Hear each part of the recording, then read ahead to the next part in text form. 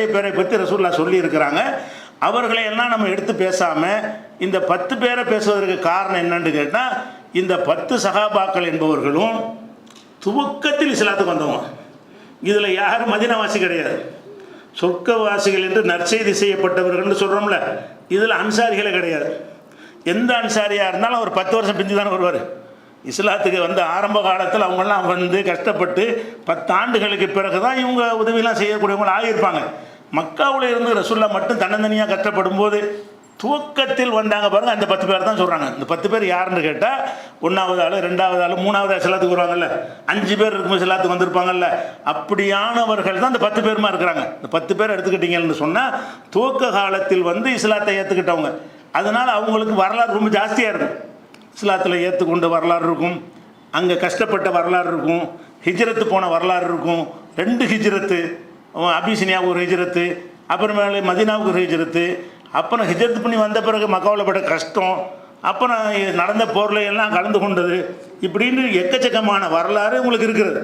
இந்த 4 கலீஃபாக்களுக்கு ஆட்சியில் இருந்தனால கூடுதல் வரலாறு இருக்கும். ஒரு அரசு தலைவராக இருந்து வரலாறு ஜாஸ்தியாக இருக்கும்ல, பல விஷயங்களை கையால் வரல. அப்போ இந்த 4 பேருக்கு கூடுதல் வரலாறு இருக்கும். அந்த யார் 10 பேர்னு கேட்டால், அந்த பேர்கள் மட்டும் அதை பார்த்துக்கணும். ரசூலுல்லாஹ் சொல்கிறாங்க, இது அகமதில் வரக்கூடிய ஹதீஸ் நிறைய நூல்களில் வருது. ஒரு நாள் யாவப்படுத்தி சொல்கிறாங்க. எப்படி சொல்கிறாங்கன்னா, அபூபக்கரின் ஃபில் ஜன்னா, அபூபக்கர் சொர்க்கத்தில். மக்கள்லாம் கூட்டி வச்சு சொல்கிறாங்க, அபூபக்கரின் ஃபில் ஜன்னா, அபூபக்கர் சொர்க்கத்தில் ஒரு ஆள் ஆயிட்டார். உமரு ஃபில் ஜன்னா, உமர் சொர்க்கத்தில் இருப்பார் 2வது ஆள். அலியுன் ஃபில் ஜன்னா, அலி சொர்க்கத்தில் இருப்பார். உஸ்மானு ஃபில் ஜன்னா, உஸ்மானு சொர்க்கத்தில் இருப்பார். இவங்க 4 பேர் ஹலிஃபா லிஸ்ட்டில் வந்துடுவாங்க. அப்புறம் தல்ஹா ஃபில் ஜன்னா, நிறைய பேர் அபு தல்ஹான்னு போட்டிருக்கிறாங்க அந்த பதிவுகள்லாம். அபு தல்ஹா வேற, தல்ஹா வேற. இந்த 10 பேரில் தல்ஹா தான் வருவார். அபு தல்ஹா மதீனாவாசி. அபு தல்ஹாங்கிறவர் மதீனாவை சேர்ந்தவர், ரசூலுல்லாஹ் வீட்டுக்கு பக்கத்து வீட்டுக்காரர். அந்த ஒரு அவர் பெரிய தியாகி, அவர் நிறைய சாதனை படைத்த ஒரு வீரர் தான் அவர், அபு தல்ஹாவும். ஆனால் இதில் ஒரு வரல. தல்ஹா ஃபில் ஜன்னா, தல்ஹாவும் சொர்க்கத்தில் இருப்பார். அப்புறம் ஜுபைர் ஃபில் ஜன்னா, ஜுபைர்னா ரசூலுல்லாஹ்வுடைய மாமி மகன். ஜுபைர் ஃபில் ஜன்னா, அவங்க அம்மா வந்து சஃபியாவுடைய மகன், ரசூலுல்லாஹ்வுடைய தகப்பனார் அப்துல்லாவுக்கு தங்கச்சி, அவங்க மாமி மகன். ஜுபைர் ஃபில் ஜன்னா, ஜுபைர் சொர்க்கத்தில். அதே மாதிரி அப்துர் ரஹ்மான் இப்னு அவுஃபின் ஃபில் ஜன்னா, அப்துர் ரஹ்மான் இப்னு அவுஃப் என்பவர் சொர்க்கத்தில் இருப்பார். சஅத் இப்னு அபி வக்காஸ் ஃபில் ஜன்னா, சஅத் இப்னு அபி வக்காஸும் சொர்க்கத்தில் இருப்பார். சயீத் இப்னு ஸைத் இப்னு அம்ர் இப்னு நுஃபைல் ஃபில் ஜன்னா, சயீத் இப்னு ஸைதுங்கிற இந்த ஒரு சஹாபி என்ன செய்வார், சொர்க்கத்தில் இருப்பார். இவர் உமர் ரலியல்லாஹுடைய மச்சான். இவர் தங்கச்சி தான் அந்த அடிப்படையில் ஒரு கதை சொல்லுவாங்கல்ல, இவர் இந்த உமர் ரலியல்லாஹுடைய சகோதரியின் கணவர். இவர் யார், சயீத் இப்னு ஸைத். அது வரலாறு பின்னாடி பார்ப்போம். சயீத் இப்னு ஸைத் இப்னு அம்ர் இப்னு நுஃபைலின் ஃபில் ஜன்னா, சயீத் இப்னு ஸைத் என்பவர் சொர்க்கத்தில் இருப்பார். அபூ உபைதா அல் ஜர்ரா, இவர் ஆமீர் என்றவருடைய பேர், பட்ட பேர் அபூ உபைதா. அபூ உபைதா அல் ஜர்ராஹ் ஃபில் ஜன்னா, அபூ உபைதா சொர்க்க. இந்த 10 பேர் எண்ணிக்கிட்டீங்களா, 10 பேர் வந்துருச்சு. ஒரு தடவையில் மொத்தமாக அவ்வளோ மக்களையும் வைத்து கொண்டு இவங்கள நினச்சி பார்க்குறாங்க. துவக்கத்தில் அவங்க இஸ்லாத்தை பிரச்சாரம் பண்ணும்போது இந்த 10 பேரை என்னென்ன சிரமங்களுக்கு உள்ளானாங்க, என்னென்ன தியாகங்கள்லாம் பண்ணாங்க என்பது ஆழமாக பதிஞ்சிருக்கிறதுனால அப்படி எடை போட்டு பார்த்துட்டு இந்த 10 பேரும் சொர்க்கவாசிகள் ரசூலுல்லாஹ் சொல்லிட்டாங்க. அந்த அடிப்படையில் தான் நம்ம என்ன செய்கிறோம்னு கேட்டால், இந்த 10 பேர் வரலாறை எடுத்துக்கொள்கிறோம். சொர்க்கவாசிகள் நிறைய, இந்த 10 பேர் தான் கிடையாது, இந்த 10 பேருக்கு வரலாறு கொஞ்சம் கூட கிடைக்குது. அதனால தான் இந்த 10 பேர் அல்லாமல் பொதுவாக நம்ம பத்ரு, பையத் ரில்வான்லாம் இருக்கிறாங்க. பொதுவாக நிறைய சஹாபாக்கள், அம்மார் இப்னு யாசிர், நிறைய சஹாபிகளுக்கு ரசூலுல்லாஹ் சொல்லியிருக்கிறாங்க. அந்த மாதிரியான லிஸ்ட்டும் இருக்குது. இந்த 10 பேர் மட்டும் இல்லை. ஆனால் இந்த 10 பேரை ஒரு இடத்துல தொகுத்து ஒரு கோர்வையாக என்ன செய்கிறாங்கன்னா சொல்லியிருக்கிறாங்க என்ற காரணத்தினால் இந்த செய்தி மக்கள்கிட்ட அதிகமாக பரவி இருக்கிறது. அப்போ சொர்க்கத்திற்கு நற்செய்தி சொல்லப்பட்டவர்கள் 10 பேர் தான் என்ற கருத்தை மாற்றிக்கிறணும். ஆனால் 10 பேர் சொர்க்கத்து நற்செய்தி சொல்லப்பட்டவங்க, அது மாற்றம் இல்லை. இவங்க மட்டும்தான் கிடையாது, நிறைய இருக்கிறாங்க, தியாகம் செஞ்சவங்க இருக்கிறாங்க, சொர்க்கவாசிகள் நற்செய்தி சொல்லப்பட்டவர்கள் இருக்கிறார்கள் என்பதை பதிய வச்சுக்கணும். அதில் வந்து முதலாவதாக நம்ம எடுத்துக்கொள்ளக்கூடியது அபூபக்கர் அவர்கள் தான். என்ன செய்கிறாங்க, முதல்ல ரசூலுல்லாஹ் அந்த வரிசையில் ரசூலுல்லாஹ் அவர் தான் சொல்கிறாங்க. அபூபக்கர் ஃபில் ஜன்னா தான் ஃபஸ்ட்டு வருது. இந்த அபூபக்கரை பற்றின வரலாறு நம்ம பார்க்க போகிறோம். இந்த அபூபக்கர் அவர்களை பொறுத்த வரைக்கும் அவருடைய பேர் என்னங்கிறதுலே நிறைய நம்ம ஆட்களுக்கு சரியான ஒரு புரிதல் கிடையாது. அபூபக்கர்னு என்ன செய்வாங்க, இக்கன்னா காணா போடுவாங்க. இவர் பக்ரு தான். அரபியில் உள்ள பேர் என்னென்னா அபு பக்ரு. பானா இக்கன்னா இர்றன்னா அபு பக்கர். அது இர்றனாக்கு போல ரூனா வண்டா போட்டுக்கணும் அபு பக்கருண்டு நம்ம தமிழுக்கு தகுந்த மாதிரி. ஆனால் அதிகமான பேர் என்ன செய்கிறாங்கன்னா இவருடைய பேரை வந்து அபு பக்கரு. நான் ஒரு நிபா அப்படி தான் பாட்டு படிப்பார். அபு பக்கர் உமர் உஸ்மான் போன்றோர் யாரை சொல்லலான்னு படிப்பார்ல. அபு பக்கர்னு என்ன செய்கிறாங்க அவரை அது இக்கன்னா காணா போட்டு பண்ணுறாங்க. அப்படி தான் பேர் வைக்கிறாங்க எல்லாரும். இவரை நினைவு கூர்ந்து இவரை மாதிரி நம்ம புள்ள வரணும் என்று பேர் வைக்கும் பொழுது அபு பக்கர்னு தான் வச்சுருப்பாங்க. ஆனால் விளங்காமல் என்ன செய்கிறாங்கன்னா அபு பக்கர்னா இல்லை. எந்த ஒரு ஆள் அபு பக்கர் பேராக இருந்தாலும் பாருங்களேன் அபு பக்கர் தான். அபு பக்கர் சித்திக்கு தான் பயானில் அஜர்த்துமார் பேசினாலும் சரி, பொதுவாக ஒருத்தர் தனக்கு பேர் சொல்லிக் கொள்வதாக இருந்தாலும் சரி அபு பக்கர்பாங்க. பக்கர் கிடையாது, அபு பக்கர். அதுபோக இவரை வெறும் பக்கர்னு சொல்லுவாங்க. அது சில பக்கர்னு சில பேர் வச்சுருப்பாங்க. அதுவும் இப்போ இந்த மாதிரி நான் ஒரு மெமோரியல் பாட்டில் வந்து தான் தக்க துணை பக்கருடன் எங்கள் பெருமானேன்னு ஒரு பாட்டு பாட்டுப்பார். மண்ணிலை பிறந்தது அந்த காலத்து பாட்டில் என்ன செய்யும் வரும். அதில் என்ன சொல்லுவார், தக்க துணை பக்கருடன் எங்கள் பெருமானே தானடைந்தீர் மாமதீனா. நீங்கள் பக்கரோட மதீனாவுக்கு போனீங்கன்னு படிப்பார். பக்கர் அவர் பேர். பக்கருக்கு வாப்பான்னு தான் பேர். அபு பக்கர். அபுவை விட்டுறாரு. அபுன்னா தகப்பன். அபு பக்கர்னா பக்கருடைய தகப்பன். அப்போ அவருடைய பேர் அபு பக்கர் இல்லை. முதல்ல இந்த அபு பக்கருங்கிற பேரை தப்பாக உச்சரிக்கிறாங்க என்பது முதல்ல விளங்கிக்கிறேன். அவருடைய பேர் என்னன்னு கேட்டால் அப்துல்லா தான் அவருடைய பேர். அவங்க தகப்பனாருடைய பேர் உஸ்மான். இவர் பேர் வந்து அப்துல்லா. அவங்க தகப்பனாருடைய பேர் வந்து உஸ்மான். ஆனால் அவரை வந்து அபு குஹாஃபா என்று பட்ட பேரை அழைக்குவாங்க. அரபியற்ற என்ன ஒரு பழக்கம் இருந்துச்சுன்னு சொன்னால் அவங்க கல்யாணம் பண்ணுற வரைக்கும் அவங்க பேரில் இருப்பாங்க. கல்யாணம் ஆகிற புள்ள பிறந்துருச்சின்னு சொன்னால் அந்த தலைப்புள்ள பேரில் தனக்கு ஒரு பேரை சூட்டிக்கிடுவாங்க. புள்ள பேர் ரசூல்லாவுக்கு என்ன செய்வாங்க, அபுல் காசிம்னு பேர். ரசூல்லா அவருக்கு முன்னாடி அவங்க முகமதுன்னு இருந்தாங்க. எப்போ கல்யாணம் பண்ணாங்களோ, கல்யாணம் பண்ணி அவங்களுக்கு காசிம்னு ஒரு புள்ள பிறந்துச்சோ உடனே ரசூல்லா அணிஞ்சிட்டாங்க தன்னை வந்து அபுல் காசிம்னு மக்கள் மத்தியில் சொல்ல ஆரம்பித்தாங்க. மக்கள் அப்படி தான் கூப்பிடுவாங்க. அபுல் காசிம்னா காசிமின் தந்தை. இப்போ ரசூல்லாவுடைய ஒரு பேர் என்னன்னு கேட்டால் அபுல் காசிம். ஏன் அபுல் காசிம்னு சொல்லப்படுதுன்னா அந்த ஹதிஜா நாயக்கு வந்து காசிம்னு ஒரு பிள்ளை, அது பிள்ளைலாம் இல்லை, பின்ன மூத்தா போச்சு. முதப்புள்ள பேரில் அப்படி வச்சுக்கிடுவாங்க. முதப்புள்ள வந்து காசிம்னு பிறந்த உடனே ரசூல்லா வந்து காசிமுடைய தந்தை. அப்படி தான் வந்து ஒரு பேரை சொல்லி கூப்பிட மாட்டோம்ல, தலையில் வச்ச மாதிரி.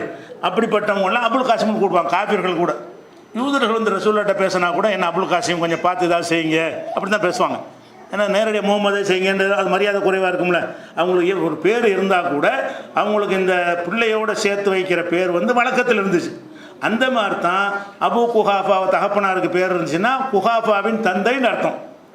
அவருக்கு பேர் அது அல்ல. அந்த குஹாஃபா என்பவர் வந்து அவர் பேர் உஸ்மான்ட ஒரு பேர். அவர் ஒரு பிள்ளை பெற்றிருப்பார் குஹாஃபாண்டு. உடனே அபு குஹாஃபான்னு பேர் வச்சுக்கிட்டார். அப்போ அபு பக்கர்னா என்ன அர்த்தம், பக்ரின் தந்தை. அபு பக்ருன்னா என்ன அர்த்தம், பக்ரு என்பவரின் தந்தை அதனுடைய அர்த்தம். நிறைய ஆளுக்கு என்ன செய்வாங்கன்னா இது என்னத்தினால இந்த பேர் வந்துச்சுங்கிறதுக்கு பயான்கள் அஜத்து மாதிரிலாம் சொல்லுவாங்க. பக்ருன்னா கன்னி பெண்ணை ரசூலுல்லாஹ்க்கு அவர் கல்யாணம் பண்ணி கொடுத்தாரு, ஆயிஷா நாயகியை. அந்த கன்னி பெண்ணின் தந்தை ஆயிஷா நாயகியை வந்து ரசூலுல்லாஹ் கல்யாணம் பண்ணி கொடுத்ததுனால அவங்க மட்டும் தானே கன்னியாக இருந்தாங்க. ரசூலுல்லாஹ்வுடைய மனைவிமார்களில் அவங்க மட்டும்தான் கன்னியாக இருந்தாங்களாம். அதை கன்னி பெண்ணின் தந்தைன்னு அர்த்தம் பண்ணி போட்டிருப்பாங்க. அபூபக்கர் போட்டு இவருக்கு அபூபக்கர் கன்னி பெண்ணின் தந்தை என்று இவருக்கு அடைமொழி உண்டுன்னு பயான்கள்லாம் சொல்லுவாங்க. ஆனால் பக்ருங்கிறதுக்கு கன்னி பெண் அர்த்தம் கிடையாது, அது பிக்ருன்ற அர்த்தம். அரபு மொழியில் வந்து பக்ருக்கு அர்த்தம் வேறு, பிக்ருக்கு அர்த்தம் வேறு. பிக்ருன்னா கன்னி பெண், பக்ருன்னு சொன்னால் கன்னி பெண் கிடையாது, திறமையான ஒரு ஆள்னு அர்த்தம். அது ஆம்பளை பிள்ளைக்கு வைக்கக்கூடிய பேர். பக்ருன்னு என்ன செய்வாங்க, அரபியில் வந்து இந்த 3 எழுத்தில் பேர் இருந்தால் நல்லா இருக்குங்கிறவங்க பக்ரு ஜெய்து இப்படி 3 எழுத்து பேர்கள் என்ன செய்வாங்க அதிகமாக வச்சுருப்பாங்க. அந்த மாதிரி இருந்தனால அபு பக்ருக்கு என்ன அர்த்தம்னு கேட்டால் பக்ரு என்பவரின் தந்தைன்னு அர்த்தம். இந்த பக்ரு என்பவரின் தந்தைன்னா என்ன விளங்கிக்கிறப்ப இவர் முதல்ல பக்ருன்னு ஒரு பிள்ளை பிறந்திருக்கு இவருக்கு. அந்த பிள்ளை பிறந்தவொடனே அபு பக்ருன்னு வர எல்லாரும். இது இஸ்லாம் வந்து இந்த பேரை அவருக்கு சொல்லலை, நல்லா விளைக்கிறேன்னு. இஸ்லாம் வந்து சொல்லியிருந்தா கூட இந்த கன்னி பெண்ணின் தந்தைன்ற ஒரு டயலாக்காவது எடுக்கணும். காஃபிர்களை அப்படி தான் கூப்பிடுவாங்க. இஸ்லாத்துக்கு முன்னாடியே இவரை எப்படி அழைக்குவார், ரசூலுல்லாஹ்வுக்கு மகளை கல்யாணம் பண்ணி கொடுத்தாங்கல்ல, அதுக்கு முன்னாடியே அவரை சந்தித்து பேசுவதாக இருந்தால் என்ன அபூபக்கர் நல்லா இருக்கீங்களா, அபூபக்கர் என்ன உங்கள் தோழர் என்ன சொல்கிறாரு அப்படின்னு பேசும்பொழுது இந்த இவரை பார்த்து என்ன செய்வாங்கன்னு கேட்டால் அபூபக்கர்னா கூப்பிடுவாங்க. அப்போ அபூபக்கர்னு கூப்பிட்டாலும் என்ன அர்த்தம் ஆகுதுன்னு கேட்டால் இது ஆயிஷா நாய்க்கு இதுக்கு சம்மந்தமே கிடையாது. இந்த கல்யாணம் பண்ணி கொடுத்த பிறகு இந்த பேர் வரவும் கிடையாது. இன்னும் சொல்ல போனால் சில வரலாற்று ஆசிரியர் என்ன செய்கிறாங்கன்னு கேட்டால் பக்ருங்கிற பேரில் இவருக்கு பிள்ளையே கிடையாது. ஏன்னா பிள்ளைகளுடைய வரலாறை பார்க்குறாங்க, வரலாறில் பக்ருங்கிற பேரை காணாமா, அதனால வந்து பக்ருன்னு இவர்கிட்ட பிள்ளை கிடையாது, அந்த பக்ருன்னா ஒரு திறமைன்றத ஒரு அந்த மாதிரி அர்த்தத்தில் வச்சுக்கிற வேண்டியதுன்னு சொல்லுவாங்க. அது தவறு. அவருக்கு பக்ருன்னு பிள்ளை இருந்திருக்கு. ஏன் இருந்திருக்கிறோம்னு கேட்டோம்னா, இவருடைய மனைவியை பற்றி சொல்லும் பொழுது சொல்கிறாங்க, கல்பு என்ற கூட்டத்தார்ட்ட இந்த கூட்டத்து பெண்ணை அபூபக்கர் முதல்ல கல்யாணம் பண்ணியிருந்தாங்க. ஆயிஷா மக சொல்கிறாங்க, தந்தையை பற்றி சொல்கிறாங்க, எங்கள் தகப்பனார் வந்து கல்பு கூட்டத்தார்னு கூட்டத்துக்கு கல்புன நாயின்னு அர்த்தம். ஆனால் அப்படி ஒரு கபீலாவே இருந்திருக்கு. அந்த மக்காவில் இணைஞ்சிருக்கு கல்புன்னே ஒரு கூட்டம் இருந்திருக்குது. அப்போ கல்பு கூட்டத்தாரை சேர்ந்த ஒரு பெண்ணை வந்து அபூபக்கர் கல்யாணம் பண்ணினார். யுகாலுலகா உம்மு பக்ரின், அவங்கள உம்மு பக்கர் என்று சொல்வார்கள், பக்ருடைய தாய் என்று. இவர் பக்ருடைய தந்தை. அப்போ உங்களுக்கு உம்மு பக்கர் வருதுன்னு என்ன அர்த்தம்? இந்த அம்மாவை கல்யாணம் பண்ணி பக்ருன்னு ஒரு பிள்ளையை பெற்றிருக்கிறாங்க. பெற்றதுனால இந்த அம்மாவுக்கு பேர் உம்மு பக்கர். யாருக்கு? அபூபக்கர் மனைவி இருக்காங்கல்ல, அவங்களுக்கு பேர் உம்மு பக்கர், பக்ருடைய தாயார். இவருக்கு அபூபக்கர். அப்போ இவருக்கு ஒரு பிள்ளை இருந்து பிறக்க வாழாமல் மூத்தா போயிருக்கும். மூத்தா போனதுனால அந்த பிள்ளை கிடையாதுன்னு சொல்லிட முடியாது. இந்த பேரை வச்சு நம்ம விளங்கிக்கிறணும். அபூபக்கர்னு ஒரு பேர் வைக்கப்பட்டு இருந்தால் பக்கர்னு ஒரு பிள்ளை நிச்சயமாக இருந்து, அதான் அவங்களுடைய வழக்கம். பிள்ளை இருந்தால் தான் அப்படி வைப்பாங்க. ஆனால் வந்து சில நேரத்தில் இந்த அபுங்கிற வார்த்தையை சில தன்மைகளோடு சேர்த்து சொல்லுவாங்க. இப்போ இல்முண்டா கல்வி, அபுல் இல்மு கல்வியின் தந்தை. இப்போ அந்த அர்த்தம் வராது. கல்வியின் தந்தைன்னா நல்ல கல்விமான் அப்படிம்பாங்க. ஒரு நல்ல தானம் தெரிஞ்சுக்கிறான்னு வைங்க, அபு சதக்கா, இவர் சதக்காவின் தந்தை அப்படின்னு என்ன அர்த்தம்? நல்லா சதக்கா செய்வார்னு அர்த்தம். அப்போ கல்வியின் தந்தை, சதக்காவின் அபு ஜஹல் மடமையின் தந்தைங்கிறோம்ல, ஜஹலுன்னு ஒரு புல் அவருக்கு இருக்கல, ஆனால் அபு ஜஹலுங்கிறோம். ஏன்? அவன் மடையில இருந்தான்ல, மடமையின் தந்தை. அபு ஜஹலுக்கு என்ன அர்த்தம்? மடமையின் தந்தைன்னு சொல்கிறோம். அந்த மாதிரியும் இந்த அபு என்பது பயன்படுத்துவாங்க. அது எப்போ அந்த அர்த்தம் பயன்படுத்துவாங்கன்னா, அந்த ஆளை குறிக்காமல் ஒரு கருத்தை சொல்லக்கூடியதாக இருக்கணும். இல்மு அறிவு, மடமை, அபுல் ஹிக்மா ஞானத்தின் தந்தை, அபுல் அதுல் நீதியின் தந்தை, இந்த நீதி நேர்மை நியாயம் இருக்கும்ல, இந்த வார்த்தைகளோட அபு என்பதை சேர்த்தா அப்போ வந்து தந்தைங்கிற அர்த்தம் வராது. திறமை அந்த தந்தைங்கிற சும்மா சேர்த்துக்கிட்டாங்கன்னு அர்த்தம். அப்படி இல்லாமல் ஒரு பேரோடு சேர்க்கப்பட்டுச்சின்னு சொன்னால், அப்படி ஒரு புள்ள இருந்துச்சுன்னா வழங்கணும். யாருடைய வரலாறில் வந்து இப்படி சொன்னாலும் சரி. இப்போ அபுல் காசிம்ங்கிறோம், காசிமுடைய வரலாறு என்ன தெரியாது. ஆனால் ரசூலுல்லாஹ்வுக்கு அபுல் காசிம் புள்ள இருந்துச்சுன்னு மட்டும் தெரியும். அந்த புள்ள வாழ்ந்துச்சா? இல்லை. இருந்துச்சா? லிஸ்ட்டில் ஃபாத்திமா அவங்க லிஸ்ட்டில் போடும்போது இவர் வர்றாரு, அந்த புள்ள வருதா? வரல. சின்ன பிள்ளை இறந்து போயாச்சு. அப்போ ஆரம்பத்தில் பிறந்த ஒரு பிள்ளை இருந்து வரலாற்றில் மூத்தா போயிருக்கலாம். அதுக்கு அந்த பேர் நிலைச்சிருக்கு. மூத்தா போன பிறகும் கூட ரசூலுல்லாஹ்வுக்கு அபுல் காசிம்ங்கிற பேர் நிலைச்சிச்சா இல்லையா? காசிம் இறந்துட்டார். ஆனால் ரசூலுல்லாஹ் கடைசி வரைக்கும் அவங்களை எப்படி தான் கூப்பிட்டாங்க? அபுல் காசிம் தான் கூப்பிட்டுட்டு இருந்தாங்க. அந்த மாதிரி இந்த அபூபக்கர் என்று சொன்னால் பக்ரின் தந்தை என்று அர்த்தம். அப்போ பக்ரு என்று ஒரு ஆம்பளை பிள்ளை அவருக்கு இருந்திருக்குது. இருந்து மூத்தா போயிருக்கும். அந்த வரலாற்றில் இல்லாதனால சின்ன வயசில் மூத்தா போயிருக்கான். அந்த பக்கருக்கு வரலாறு காணாம். இந்த பக்கர் என்ன செஞ்சார், இந்த ரசூலுல்லாஹ் சந்திச்சாரா, பிறகு இளைஞர் ஆனாரா, அவர் அது வந்து விவரம் கிடைக்கல. அப்போ என்ன சின்ன வயசில் போயிட்டார். அப்போ சின்ன வயசுலே மரணித்து விட்ட பக்கர் என்று ஒரு பிள்ளை அவருக்கு இருந்திருக்கிறது. அதனால தான் அந்த அவங்க அம்மாவுக்கு பேர் உம்மு பக்கர், பக்கருடைய தாய். இவருக்கு பேர் பக்கருடைய தந்தை.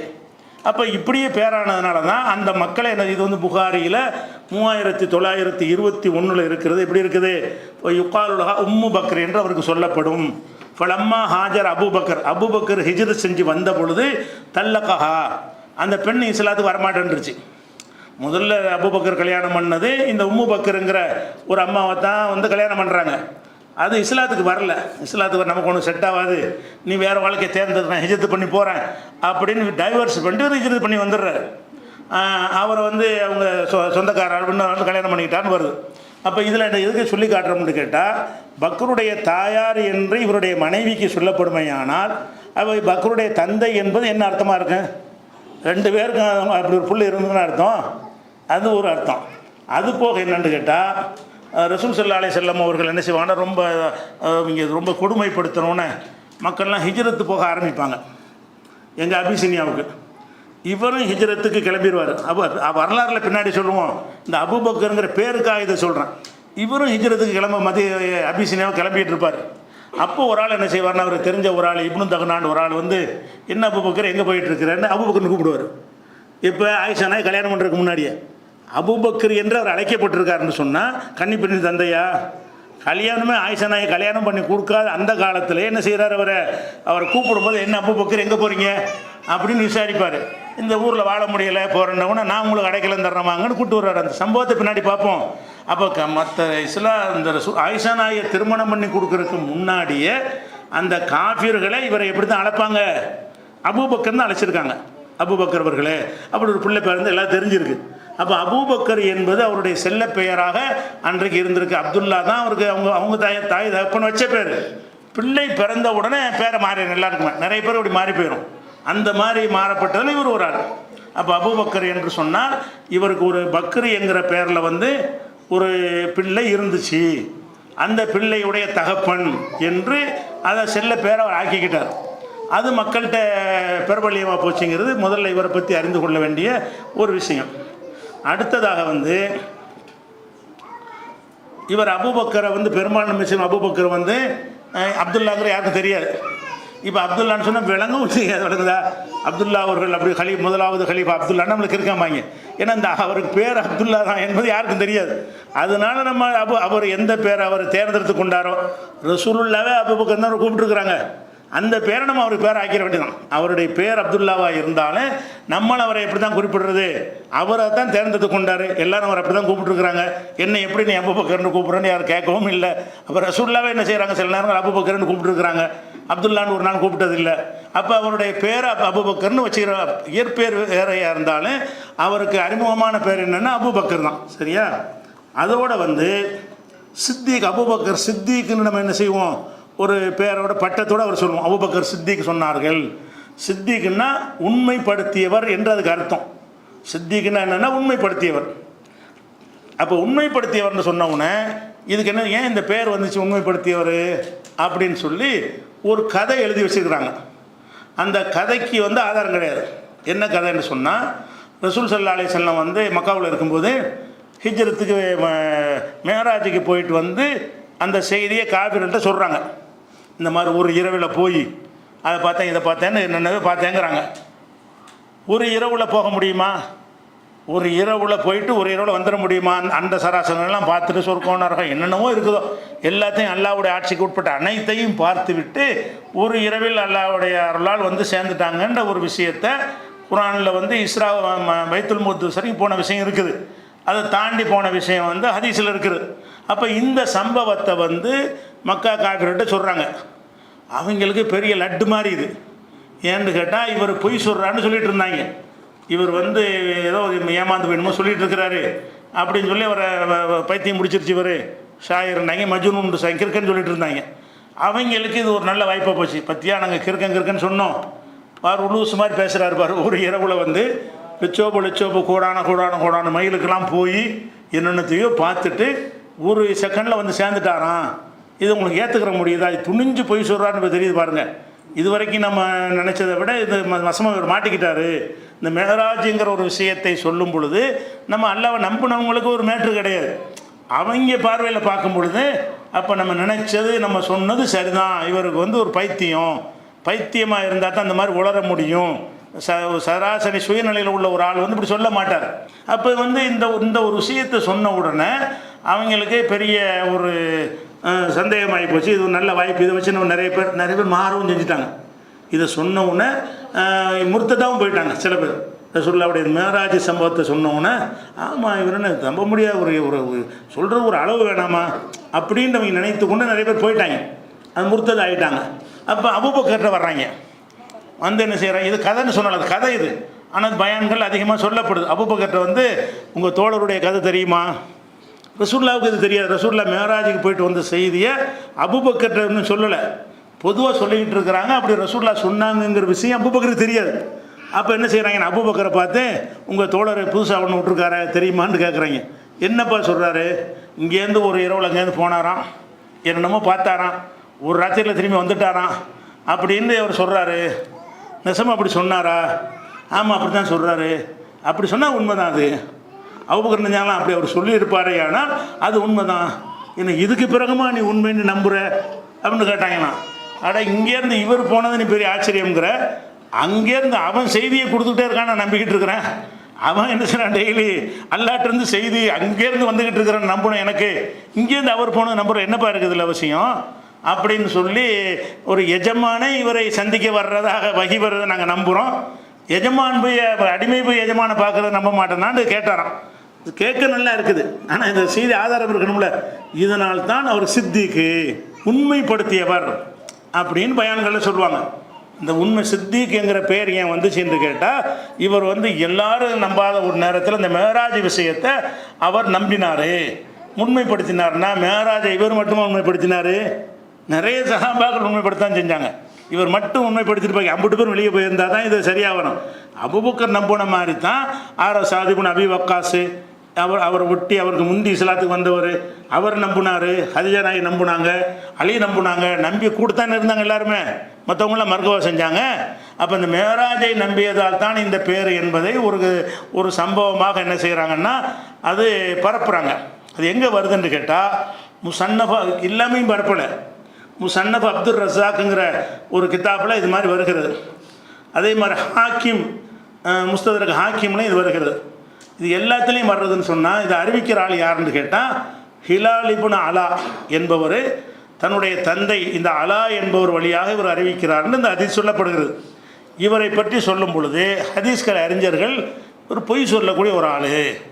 இந்த சம்பவம் முசன்னஃப் அப்துல் ரஸாக்கில் இருக்கிறது, ஹாக்கிமில் இருக்கிறது.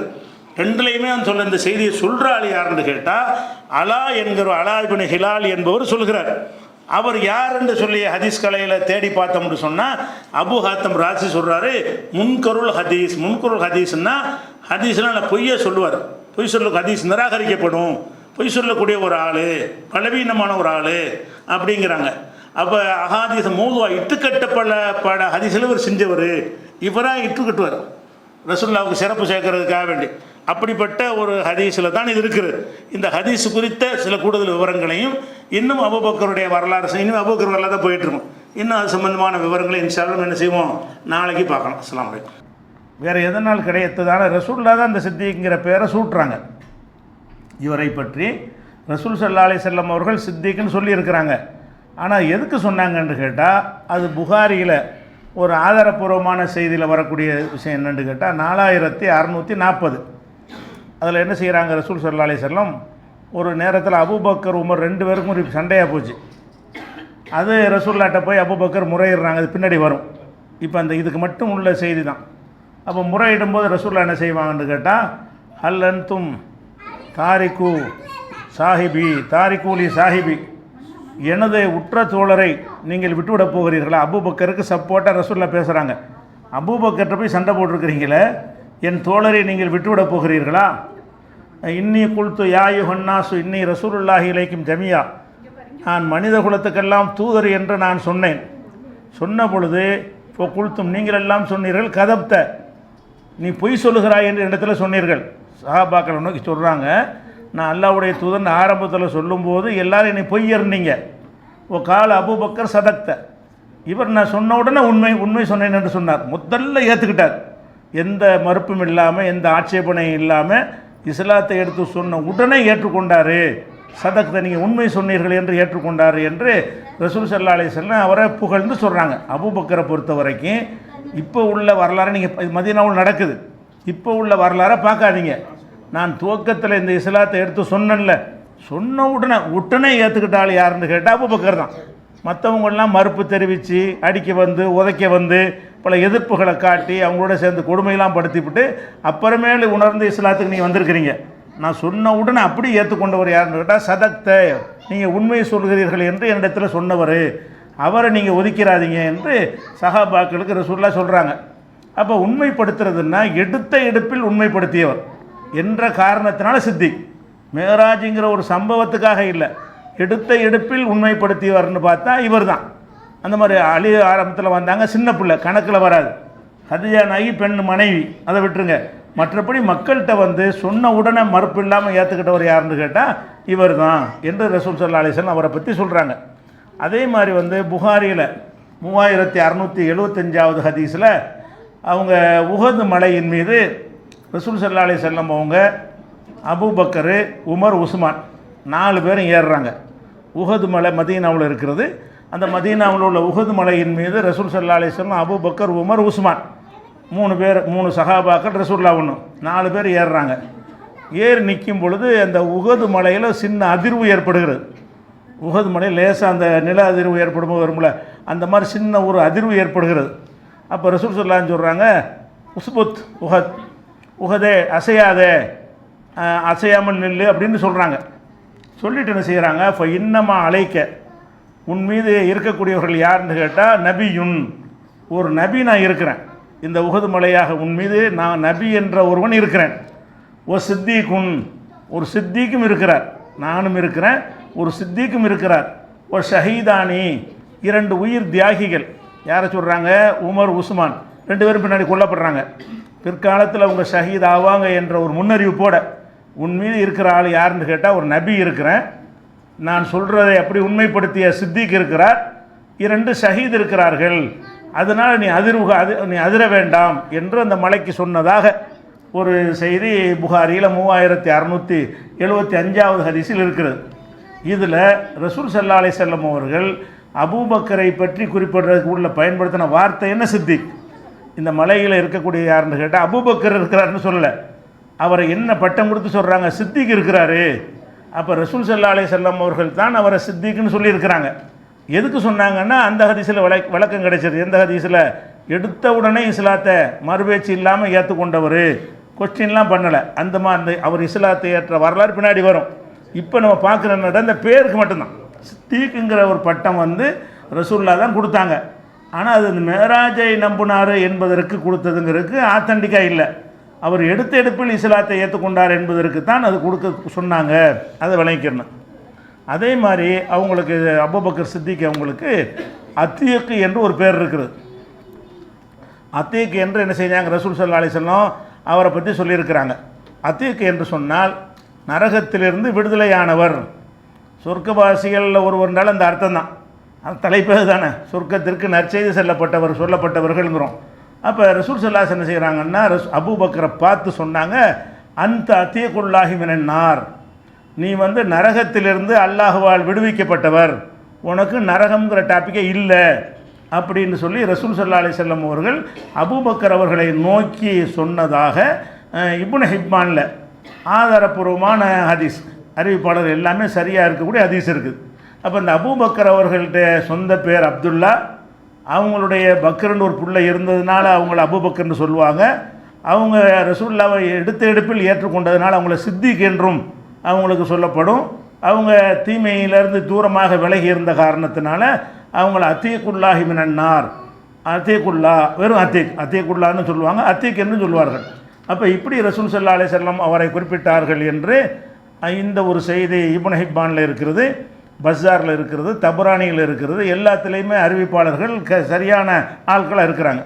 அப்போ ரசூல் ஸல்லல்லாஹு அலைஹி வஸல்லம் அவர்கள் அபூபக்கருக்கு இன்னொரு பேரும் கொடுக்குறாங்க. அபூபக்கர் மட்டும்தான் அவராக சுட்டிக்கிட்டது, அப்துல்லாங்கிற அவங்க வாப்பா வச்ச பேர், சித்திக்குங்கிற பேரும் ரசூலுல்லாஹ் கொடுத்தது, அத்தீக்குங்கிற ஒரு பேரும் ரசூலுல்லாஹ் கொடுத்தது. இந்த 2 பேரில் என்ன இருக்குன்னா அவருடைய தரம் தகுதி எல்லாம் அதில் அடங்கிடுது, அவர் எப்படிப்பட்ட ஆள்னு விளங்கி போய்விடுகிறது. இது அபூபக்கரை பற்றி அறிந்து கொள்ள வேண்டிய ஒரு முக்கியமான ஒரு செய்தி. அடுத்ததாக இவர் எப்போ பிறந்தார், வரலாறுக்கு முன்னாடி சில அவர் குடும்ப சம்பந்தப்பட்ட விஷயங்களை முடிச்சுட்டு அப்புறமேலே இந்த அபூபக்கருங்கிறவங்களுடைய சிறப்பு என்னென்னலாம் பண்ணார் அவர் இந்த வரலாற்றில், இந்த மார்க்கத்திற்கும் இந்த சமுதாயத்திற்கும் இவர் ஆற்றிய தொண்டில் 1% கூட யாரும் ஆட்டினதில்லை. அபூபக்கருடைய வரலாறு முழுசாக படித்தோம்னு சொன்னால் பெரும்பாலும் மக்கள் உமரை தான் பெருசாக கொண்டே நினைப்பாங்க, ரொம்ப நினைக்குவாங்க. உமர் அவர்கள் 2வது இடத்துல உள்ளவர்னு சொன்னாலும் இவர் 100ன்னா அவர் 50 மார்க்கு தான், அவ்வளோ 2வது, இவர் 90 வராது. அபூபக்கருக்கு 100 மார்க் கொடுத்தா உமர் 95 வருவார், அப்படி 2வது இல்லை. அவருக்கு பிந்தி உள்ள இடம் ரொம்ப காலியாக கிடக்கு. இவங்க உமரை சொன்னால் 50 வருவாங்க, உஸ்மானை சொன்னால் 30 வருவார். இப்படி கம்பேர் பண்ணி பார்த்தோம்னு சொன்னால் இவருடைய இடத்தை அடைய முடியாது. குர்ஆனில் இருந்து எடுத்து பார்த்தாலும் சரி, ஹதீஸில் ரசூலுல்லாஹ்வுடைய சர்டிஃபிகேட் எடுத்து பார்த்தாலும் சரி, இவர் ஆற்றிய சாதனைகள் எடுத்து பார்த்தாலும் சரி, வீரத்துக்கு இவருக்கு நிகராக ஒருத்தர் கிடையாது. வீரம்னா உமர்னு வழங்கி வச்சுருக்குறோம். இந்த மாதிரி ஒரு தைரியசாலியை நீங்கள் என்ன செய்ய முடியாது, பார்க்க முடியாது, பின்னாடி வரலாறுல வரும். இப்போ நம்ம எதுன்னா குடும்ப விஷயத்தை நம்ம தெரிஞ்சுக்கணும். அவருடைய பேர் என்ன, அவர் என்னென்ன பேர் எப்படி இப்படி வந்துச்சு அதை தெரிஞ்சுக்கணும். அதனால் இவரை பொறுத்த வரைக்கும் இவர் எப்போ பிறந்தாருன்னு கேட்டால் 573 பிறக்கிறார். ரசூலுல்லாவுக்கு 3 வருஷத்துக்கு பிந்தி. ரசூல் ஸல்லல்லாஹு அலைஹி வஸல்லம் அவர்களுக்கு இவருக்கு 3 வயசு வித்தியாசம். இவர் ரசூலுல்லாவை விட 3 வயசு இளையவர். ஆனால் தோற்றத்தில் ரசூலுல்லாவை விட மூத்தவரை தெரிவார். ஒரு சபையில் 2 பேரும் போனாங்கன்னா இவர் கிழமை மாதிரி தெரிவார். அப்படி நீங்கள் உலகத்தில் நீங்கள் பார்க்குறீங்க. ரொம்ப நம்மளோட வயசு கம்மியான ஆளுக்கு நம்மளோட பெரிய கிழமை மாதிரி இருப்பாங்க, நம்ம அதை விட கம்மியாக இருப்போம். அது சில தோற்றங்கள் எல்லாம் என்ன செய்வான், அப்படி அவன் விரும்பின மாதிரி மாற்றி அமைக்குவான். அந்த மாதிரி பார்க்கையில் அபூபக்கர் அவர்களையும் ரசூலுல்லாவும் நடந்து வர்றதை பார்த்தீங்கன்னா, ஹிஜ்ரத்து பண்ணி மதீனாவுக்கு நுழைவாங்கல்ல, அப்போ கூட மக்கள் பேசிக்கிடுவாங்க, இந்த பெரிய மனுஷன் தான் ரசூலுல்லாவாக இருப்பாங்க, அந்த இளைஞர் மாதிரி இருக்கிறார், அவர் இல்லை இளைஞர் மாதிரி இருப்பாங்க ரசூலுல்லா. அபூபக்கர் தான் ஒரு முதுமையாக ஒரு பெரிய மனுஷனுங்கிற தோற்றத்தில் இருப்பார். அவரை தான் அபூபக்கர் நினச்சி எல்லோரும் கை கொடுப்பாங்க. அந்த ஹிஜ்ரத் சம்பவத்தை விளைக்கிறோம். தோற்றத்தில் எப்படி இருந்திருக்காருன்னு கேட்டால், அபூபக்கர் ரசூலுல்லாவோட வயசு கூட மாதிரி இருப்பார். ஆனால் வயசில் எப்போ பிறந்தார்னு கணக்கு பண்ணி பார்த்தீங்கன்னா, அவர் ரசூலுல்லாவுக்கு 3 வருஷத்துக்கு பிந்தினவர், இளையவர். ஆனால் இதில் ஒரு ஹதீஸ் ஒன்று இருக்குது. என்ன ஹதீஸ்ன்னு சொன்னால், ஹலீஃபா இப்னுல் ஹையாத் அவர் ஒரு நூல் எழுதியிருக்கிறார். அவர் யஸீத் இப்னுல் அஸம் என்பவர் சொன்னதாக சொல்கிறாரு, ரசூலுல்லாவும் அபூபக்கரும் பேசிக்கிறாங்க. பேசிக்கிட்டு இருக்கும் பொழுது ரசூலுல்லாஹ் அபூபக்கர்கிட்ட கேட்குறாங்க. எப்படி கேட்குறாங்க, நீ மூத்த ஆளா நான் மூத்த ஆளா, நீ பெரிய ஆளா நான் பெரிய ஆளா? ரசூலுல்லாவுக்கு தெரியலை. 2 பேரும் இருக்கிறாங்க. ஏன்ப்பா நீ என்னை விட மூத்தாளா நான் உன்னை விட மூத்தாளா? பார்த்தா 2 பேரும் 2 பேரும் தோழர்களாக இருக்கிறாங்க. நபின்னு ஏற்றுக்கொள்வதற்கு முன்னாடியே ரசூலுல்லாவுக்கு ரொம்ப நண்பராக இருந்தவர் யார்? இளமை காலத்து நண்பர் இருப்பாங்க அவங்களாம், அந்த மாதிரி நண்பராக இருந்தவர்.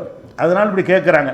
அப்போ அவர் என்ன செய்கிறாருன்னு கேட்டால், அந்த அக்பர் பெரிய ஆள் நீங்கள் தான். பெரிய ஆள்னா இவர் ரசூலுல்லாஹ் கேட்டது வயசை கேட்குறாங்க. இவர் என்ன செய்கிறாரு, அந்த அந்தஸ்தில் உங்களோட நான் என்னை விட நீங்கள் தானே பெரிய ஆள், அந்த அர்த்தத்தில் என்ன செய்கிறாருன்னு கேட்டால், அந்த அக்பர் நீங்கள் தான் பெரிய ஆள், ஆனால் அசன்னு மின்க, ஆனால் வயசில் நான் உங்களோட கூட, நீங்கள் தான் பெரிய ஆள், நீங்கள் தான் வயசில் நான் உங்களோட கூடினாள் அப்படின்னு. வயதில் மூத்தவர் ஆனால் பெரியவர்னு நான் சொல்ல மாட்டேன். அந்த பெரியவர்னு சொன்னால் ரசூலுல்லாவுடைய அந்தஸ்து கம்மி மாதிரி நினைக்கிறார்.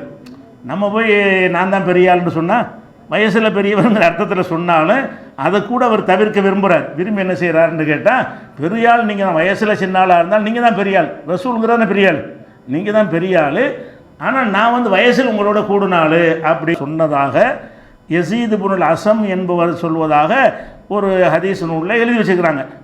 ஆனால் இந்த சொன்ன யஸீத் என்பவர் அபூபக்கரையும் பார்க்கறதில்லை, உமரையும் பார்த்தவர் கிடையாது. பிற்காலத்தில் வந்தவர். ரசூலுல்லாவுடைய வரலாறு எழுதுகிறதா இருந்தால் ரசூலுல்லாவுடைய காலத்தில் அந்த சம்பவத்தை பார்த்தவராக இருக்கணும். அபூபக்கர் ரசூலுல்லா உரையாடினதை அறிவிக்கலாலும் சஹாபியாக தான் இருக்கணும். முதல் அறிவிப்பாளர் யாராக இருக்கணும்? சஹாபியாக இருக்கணும். இவர் சஹாபி கிடையாது. அதனால் இதை வைத்து கொண்டு சிலர் என்ன செய்வாங்கன்னா, அபூபக்கர் மூத்தவருமாங்க. அபூபக்கர் மூத்தவர்னு காட்டக்கூடிய ஆதாரம் ஒன்று இருக்கத்தான் செய்கிறது. அந்த ஆதாரம் நபித்தோழர் சொன்னது இல்லை. நபித்தோழருக்கு தான் இது தெரிய முடியும். அபூபக்கர் ரசூலுல்லாஹ் பேசினா நான் பார்த்தேன், நான் கண்ணால் பார்த்தேன், நான் காதால் கேட்டேன், அந்த மாதிரி இருந்தால்தான் அதை நம்ம ஆத்தன்டிக்காக ஏற்றுக்கொள்ள முடியும். அதே நேரத்தில் அவருடைய ரசூலுல்லாவோட வயசு 3 வயசு கம்மிங்கிறோம்ல, அதுக்கு என்ன ஆதாரம் என்று கேட்டிங்கன்னா, முஸ்லீமில் ஒரு ஹதீஸ் வருது. அனஸ் அறிவிக்கிறாங்க, அனஸ் ரலியல்லாஹு அறிவிக்கிறாங்க, குபில ரசூலுல்லாஹி ஸல்லல்லாஹு அலைஹி வஸல்லம், ரசூல் ஸல்லல்லாஹு அலைஹி வஸல்லம் அவர்கள் மரணித்தார்கள். ஒஹுவ இப்னு 63, 63 வயசில் மரணித்தார்கள். ரசூலுல்லாஹ் எப்போ மரணித்தாருங்க? 63 வயசில் மரணித்தார்கள். ஓ அபூபக்கர் மரணித்தார்கள். ஒஹுவ இப்னு 63, 63 வயசில் அவங்களும் மரணித்தார்கள். அபூபக்கர் மரணிக்கும் போது அவருக்கு வயசு 63, ரசூலுல்லாஹ் மரணிக்கும் போது அவங்க வயசு 63ங்கிறார். அப்போ 2 பேருக்கு 3 வருஷம் கழித்து ஒரு மூத்தா போகிறாரு, 63. அது அபூபக்கர் மரணிக்கிறாரு. எப்போ மரணிக்கிறாரு? ரசூலுல்லாஹ் காலத்துக்கு பிறகு 2.25 வருஷம் ஆட்சி பண்ணிவிட்டு அதுக்கு பிந்தி தான் மரணிக்கிறார். அப்போ ரசூலுல்லாவுடைய மௌத்துக்கும் இவர் மௌத்துக்கும் 3 வருஷம் ஏறக்குறைய. இந்த சொச்சத்தை விட்டுருங்க, முக்காலையெல்லாம் சேர்க்க மாட்டாங்க. 2.25 3 வருஷம், 3 வருஷம் இடைவெளியில் மௌத்தா வராங்க. ரசூலுல்லாவுடைய மௌத்துக்கும் இவருடைய மௌத்துக்கும் 3 வருஷம் இடைவெளி இருக்குது. ஆனால் மௌத்தா போகும்போது இவருக்கு 63 வயசு தான். அபூபக்கருக்கு 63 வயசு என்றால் அப்போ ரசூலுல்லாஹ் மௌத்தா போகும்போது ஒரு 60 வயசு தானே. ரசூலுல்லாஹ் 63 மௌத்தா போகிறாங்க. ரசூலுல்லாஹ் மௌத்தா போகும்போது இவருடைய வயசு என்ன? 60. அப்படி இருந்தால் தான் அவர் மௌத்தா போகும்போது 63 இருக்கும். அப்போ இந்த ஹதீஸிலிருந்து என்ன விளங்குறோம் என்று கேட்டால், இவர் ரசூலுல்லாஹ் 570 கிபி கணக்கில் கிபி கணக்கில் 570 பிறந்தார்கள் என்று சொன்னால் இவர் 73 பிறக்கிறார். அவர் 3 வருஷம்னா தானே. ஆனால் இதெல்லாம் வந்து ஹிஜ்ரி கணக்குக்கு தான். ரசூலுல்லாவுடைய வயசை சொன்னாலும் சரி, அபூபக்கர் வயசை சொன்னாலும் சரி, 60 வயசு தான் வரும். நம்ம இங்கிலீஷ் கணக்கு பார்த்தீங்கன்னா, கிரிகோரியன் காலண்டர் படி பார்த்தீங்கன்னா ரசூலுல்லா 63 வயசில் மூத்தா போனாங்கன்னு சொல்கிறோம்ல, அது 63 கிடையாது, 60 தான் வரும். உமர் அபூபக்கர் 63 என்ன கேட்டால் இந்த 2 வருஷத்துக்கு முதல்ல 11 நாள் வித்தியாசம் வரும். இங்கிலீஷ் கணக்கில் 365 நாள் வரும். இந்த பிறைய கணக்கில் வந்து என்ன வரும், 350 நாள் கிட்ட தான் வரும். 11 நாள் வித்தியாசம் வரும் 2 வருஷத்துக்கு மத்தியில். அப்போ 60 வருஷத்துக்கு பெருக்கி பார்த்துக்கிறங்க, அவ்வளோ நாள் குறைஞ்சி போயிடும். அப்போ 2 பேருக்கு மத்தியில் உள்ள வித்தியாசம் 3 வருஷங்கிறாங்க. அப்போ 3 வருஷம்னா ஒரு 570 73. ரசூலுல்லாவுடைய பிறப்பு வந்து 570 என்று சொன்னால் ரசூலுல்லா பிறந்து ஒரு 3 ஆண்டில் இவர் பிறக்கிறாரு. இது முஸ்லீமில் வரக்கூடிய, நான் வாசித்தது வந்து முஸ்லீமில் வரக்கூடிய ஒரு ஆதாரம். தோற்றத்தில் இவர் வந்து மூத்தவராக இருப்பார்னு சொன்னோம்ல, அது நீங்கள் புகாரியில் பார்க்கலாம். 3911 வருது. எப்படின்னு கேட்டால், அக்பல நபியுல்லாஹி ஸல்லல்லாஹு அலைஹி வஸல்லம் இலல் மதீனா. இதுவும் அனஸ் தான் சொல்கிறார். 2 பேரும் 63 வயசில் மூத்தா போனாங்கங்கிறாரு. அதே அனஸ் தான் இப்போ சொல்கிறாரு. எப்படி சொல்கிறாரு, இது புகாரில் வருது. அக்பல நபியுல்லாஹி ஸல்லல்லாஹு அலைஹி வஸல்லம் இலல் மதீனா. ரசூலுல்லாஹ் மதீனாவுக்கு வந்தார்கள். அதாவது ஹிஜ்ரத்து பண்ணி வந்ததை சொல்கிறாரு. ஹிஜ்ரத்து பண்ணி மதீனாவுக்கு வந்தார்கள். ஓஹோ முர்திஃபுன் அபூபக்கர். அபூபக்கரை தன்னுடைய வாகனத்தில் பின்னால் ஏற்றிக்கொண்டு, வாகனத்தை இயக்கிறது ரசூலுல்லாஹ், பின்னாடி இருந்தது யார், அபூபக்கர். அப்படி வர்றாங்க. ஓ அபூபக்கர் ஷேகுன் யூரஃபு. அபூபக்கரை பார்த்தவுடனே ஒரு முதிய தோற்றத்தில் உள்ளவராக அவர் இருந்தார். ஓ நபியுல்லாஹி ஸல்லல்லாஹு அலைஹி வஸல்லம் ஷாபுன் லா யூரஃபு. நபி ஸல்லல்லாஹு அலைஹி வஸல்லத்தை பார்த்தோம்னு சொன்னால் ஒரு அறிமுகம் இல்லாத, ஒரு பழுத்த பழம் இல்லாத ஒரு இளைஞரை போல இருந்தார்கள். 2 பேரும் மதீனாவுக்கு வர்றாங்க. வயசில் கம்மியாக இருக்கிறவர் பார்த்தா கனவு மாதிரி இருக்கிறாரு. வயசில் கூடுனவரை பார்த்தோம்னா ஒரு இளைஞர் மாதிரி இருக்கிறாங்க. ரசூல் ஸல்லல்லாஹு அலைஹி வஸல்லம் அவர்கள் மரணிக்கும் பொழுது கூட 20 நரைமுடிக்கு மேலே இல்லை. ரசூல் ஸல்லல்லாஹு அலைஹி வஸல்லம் அவங்க மரணிக்கிற நேரத்தில் 63 வயசில் மூத்தா போகும்போது நரைமுடி 20 நரைமுடி கூட இல்லை என்கிற அளவுக்கு இருந்துச்சு. இவர் மொத்தமாக நரைச்சி போய் அந்த கருப்பு சாயம் போட்டுட்டு தான் இருப்பார் அபூபக்கர். அப்போ அவர் வந்து வயசு கூடுனாலும் கம்மியானாலும், ஆனால் வயசில் தோற்றத்தில் மூத்தவர் மாதிரி தெரிவார். இதெல்லாம் வச்சு கூட சொல்லுவாங்க. இதை வச்சு அபூபக்கர் தான் வயசு கூட. இந்த புகாரில் 3911 படித்து பார்த்தாங்கன்னா ரசூலுல்லாஹ் இளைஞர், அபூபக்கர் கிழவர்னா அபூபக்கர் தான் மூத்தவர் அப்படின்னு சொல்லி நினைக்குவாங்க. அப்படி கிடையாது, இவர் வயசில் கம்மியான ஆள் தான், தோற்றத்துக்கு தான் அப்படி. அடுத்ததாக வந்து இந்த அபூபக்கருடைய அந்த பாரம்பரியமும் ரசூலுல்லாஹ்வுடைய பாரம்பரியமும் ஒரு இடத்துல ஒன்றா சேரும். 2 பேரும் குறைஷி, 2 பேருமே இப்ராஹிம் நபியுடைய வழித்தோன்றல்கள் தான். ரசூல் ஸல்லல்லாஹு அலைஹி வஸல்லம் எப்படி இப்ராஹிம் நபி சந்ததியாக இருக்கிறாங்களோ அதே மாதிரி தான் அபூபக்கர் அவர்களும் இப்ராஹிம் நபியுடைய வழித்தோன்றல். அந்த இப்ராஹிம் நபி வழித்தோன்றல்னா ரசூலுல்லாவுக்கு இவங்க தூரத்தோர்வில் வர்றாரு. எப்படி வர்றாருன்னு கேட்டால், இப்போ ரசூலுல்லாவுடைய பாரம்பரியம் நமக்குலாம் அந்த பாரம்பரியத்தை நம்ம சொல்ல தெரியாது. அரபுகள்கிட்ட, அன்னைக்கு இருந்த அரபுகள்கிட்ட இன்றைக்கி உள்ள அரபியும் சரி 20 பாட்டனார் வரைக்கும் ஞாபகம் வச்சுருப்பான். உங்களுக்கு உங்கள் தாத்தா மட்டும்தான், தாத்தாவோட நிறைய பேர் தெரியாது. உங்கள் கொள்ளு தாத்தா பேர் என்ன தெரியாது. உங்களுக்கு தகப்பனார் பேர் உங்களுக்கு சொல்ல தெரியும். உங்கள் தகப்பனாருக்கு தகப்பனார் இதை சில பேர் சொல்லிடுவாங்க, அவருக்கு தகப்பனார் தெரியாது. நமக்கு இந்த 3 தாண்டி என்ன செய்யாது, நமக்கு தெரியாது. ஆனால் வந்து அரபுகள் என்ன செய்வாங்கன்னு கேட்டால், அவங்க இந்த குலம் கோத்திரத்தை பேணி காக்கக்கூடியவங்களாக இருப்பாங்க. நாங்கள் பனு ஹாஷிமும், நாங்கள் பனு முத்தலிப்புனா முத்தலிப்பு வரைக்கும் தெரியணும்ல இவருக்கு. அந்த பாரம்பரியத்தில் வந்தவங்கன்னு சொல்லிக் கொள்வதாக இருந்தால், எங்கள் தகப்பனார், அவர் 2வது பாட்டனார், 3வது பாட்டனார்னு என்ன செய்வாங்க, எல்லாருமே அறிந்து வைத்திருப்பார்கள். சும்மா சாதாரணமாக கேட்டால் சொல்லிடுவாங்க உன் பேர் என்னன்னு. அப்படி அபூபக்கர் அவர்களுக்கும் அந்த வரலாற்றில் வந்து பாரம்பரியம் லிஸ்ட்டு இருக்கிறது. ஒரு 20-25 தலைமுறைக்கு சொல்லிடுவாங்க. 20-25 பாட்டனார்களை ஞாபகம் வச்சுருப்பாங்க. இப்போ ரசூலுல்லாவுடைய அந்த பரம்பரை வரும்போது எப்படி வருதுன்னு கேட்டால், இது புகாரி சொல்கிறார். ரசூலுல்லாவுடைய பரம்பரையை சொல்லும்போது அபுல் காசிம். ரசூலுல்லாஹ் யாருன்னா அவர் அபுல் காசிம். அவங்களுடைய பட்ட பேர் என்ன, அபுல் காசிம். முகமது பின் அப்துல்லா, ஒன்று அப்துல்லா சொல்லிவிட்டார், அப்துல்லாவுடைய மகன். இப்போ ரசூலுல்லாவுடைய தகப்பனார் பேர் அப்துல்லா. இப்னு அப்துல் முத்தலிபு, பாட்டனார் பேர் அப்துல் முத்தலிபு. இப்னு ஹாஷிம், 2வது பாட்டனார் பேர், அவருக்கு மேலே இருப்பார்ல, அவர் பேர் ஹாஷிம். இப்னு அப்து முனாஃப், 3வது பாட்டனார் பேர் அப்து முனாஃபு. இப்னு குசை, 4வது பாட்டனாருக்கு பேர் குசை. இப்னு கிலாப், 5வது பாட்டனாருக்கு பேர் கிலாபு. இப்னு முர்ரா, 6வது பாட்டனார். இந்த முர்ராவிலேருந்து இவருக்கு வந்துடும்.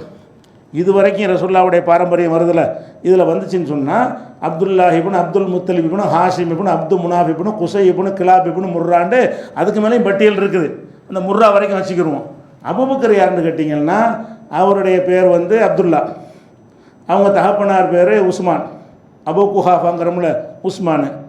அவருடைய அதை பார்ட்னர், ஃபஸ்ட்டு பார்ட்னர் வந்து ஆமீர், செகண்ட் பார்ட்னர் வந்து அம்ரு, மூணாவது பார்ட்னர் வந்து கஅபு, நாலாவது பார்ட்னர் சஅது, அஞ்சாவது பார்ட்னர் வந்து தைமு, ஆறாவது பார்ட்னர் முர்ராங்கிற முர்ராவோட வந்து அப்படி ஒரே மாதிரி அப்பவும் இந்த முர்ரா வரைக்கும் என்ன செய்யும்னா அவங்களுடைய பரம்பரை வேறுபடும்.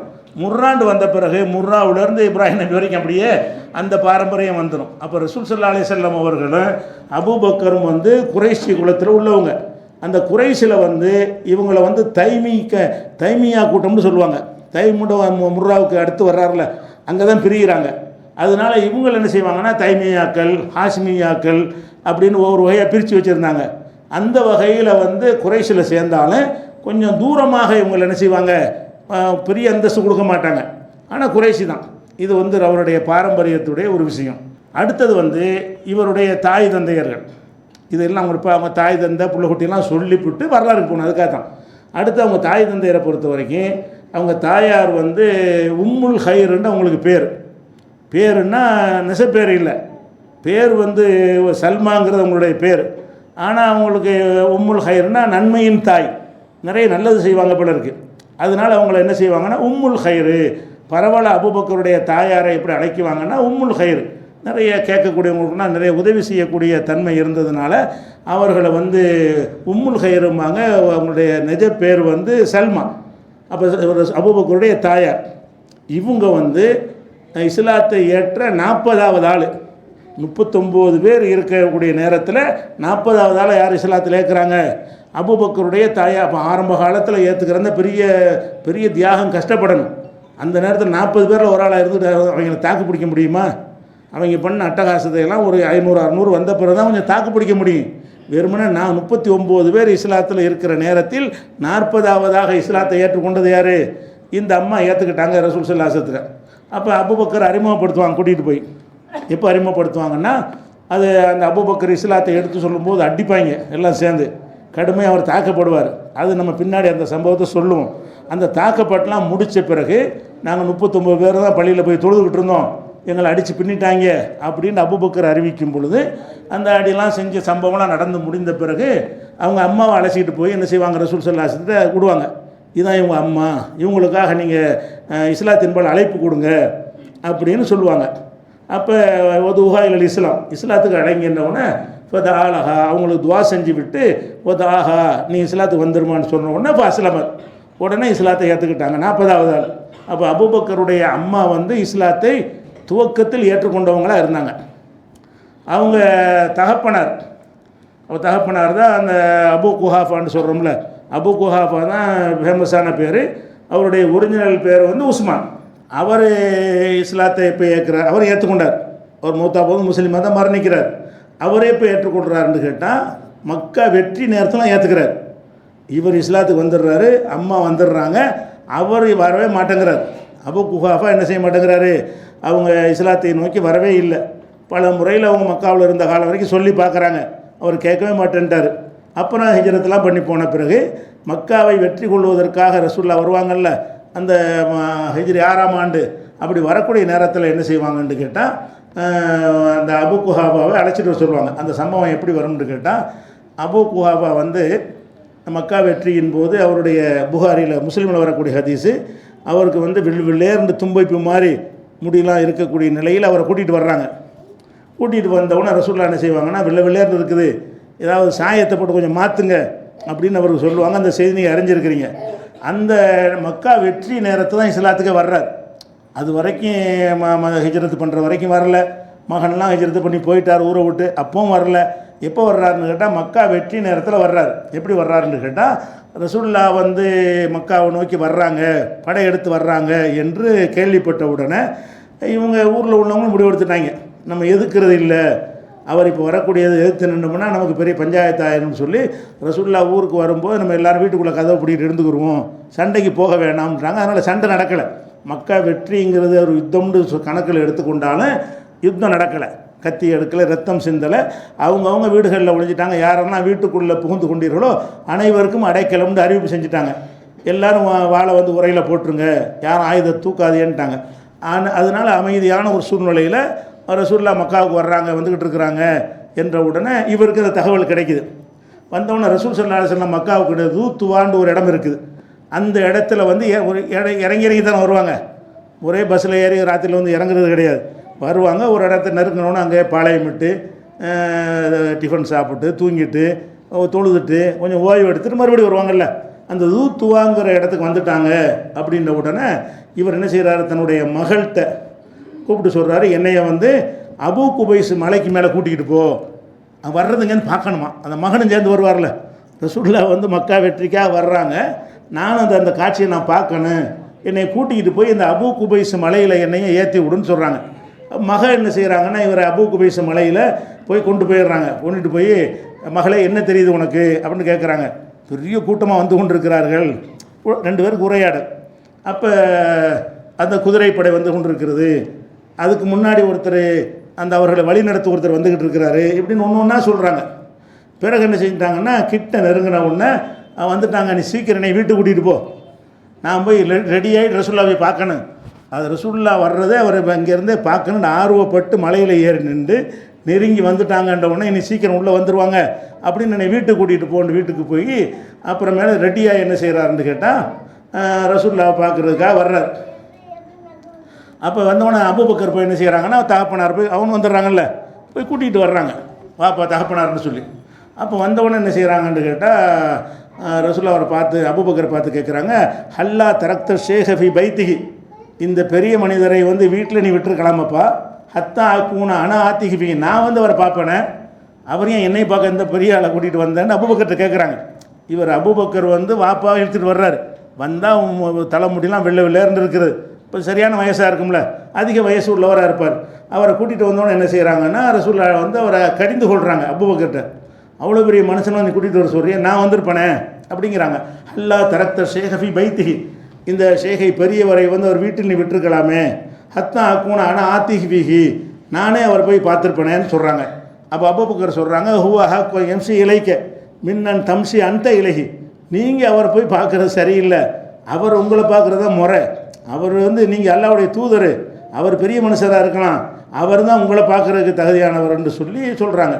சொன்னவொன்னே ரசூலுல்லாஹ் என்ன செய்கிறாங்கன்னா, அவரை முன்னாடி உட்கார வச்சு அவங்க நெஞ்சில் இப்படி தடவை கொடுக்குறாங்க. அந்த அபூ குஹாஃபாங்கிற வயசான மனுஷருக்கு தடவை கொடுத்து, அஸ்லீம் நீ இஸ்லாத்தை ஏற்றுக்கப்பாங்கிறாங்க. அவர் அந்த முடிவோடு தான் வந்திருக்கிறார். அவர் அந்த முடிவை வந்து ரசூலுல்லாஹ் படையெடுத்து வர்றாங்க, மக்கா வெற்றி வர்றாங்க, மகன் வர்றான்னு தெரிஞ்ச உடனே இனிமேல் நம்ம வந்து வேலை இல்லை, இனிமேல் குஃபூரில் இருக்கக்கூடாது, நம்ம ஏற்றுக்கிறணும்ன்ற முடிவோடு தான் அவர் இருக்கிறார்.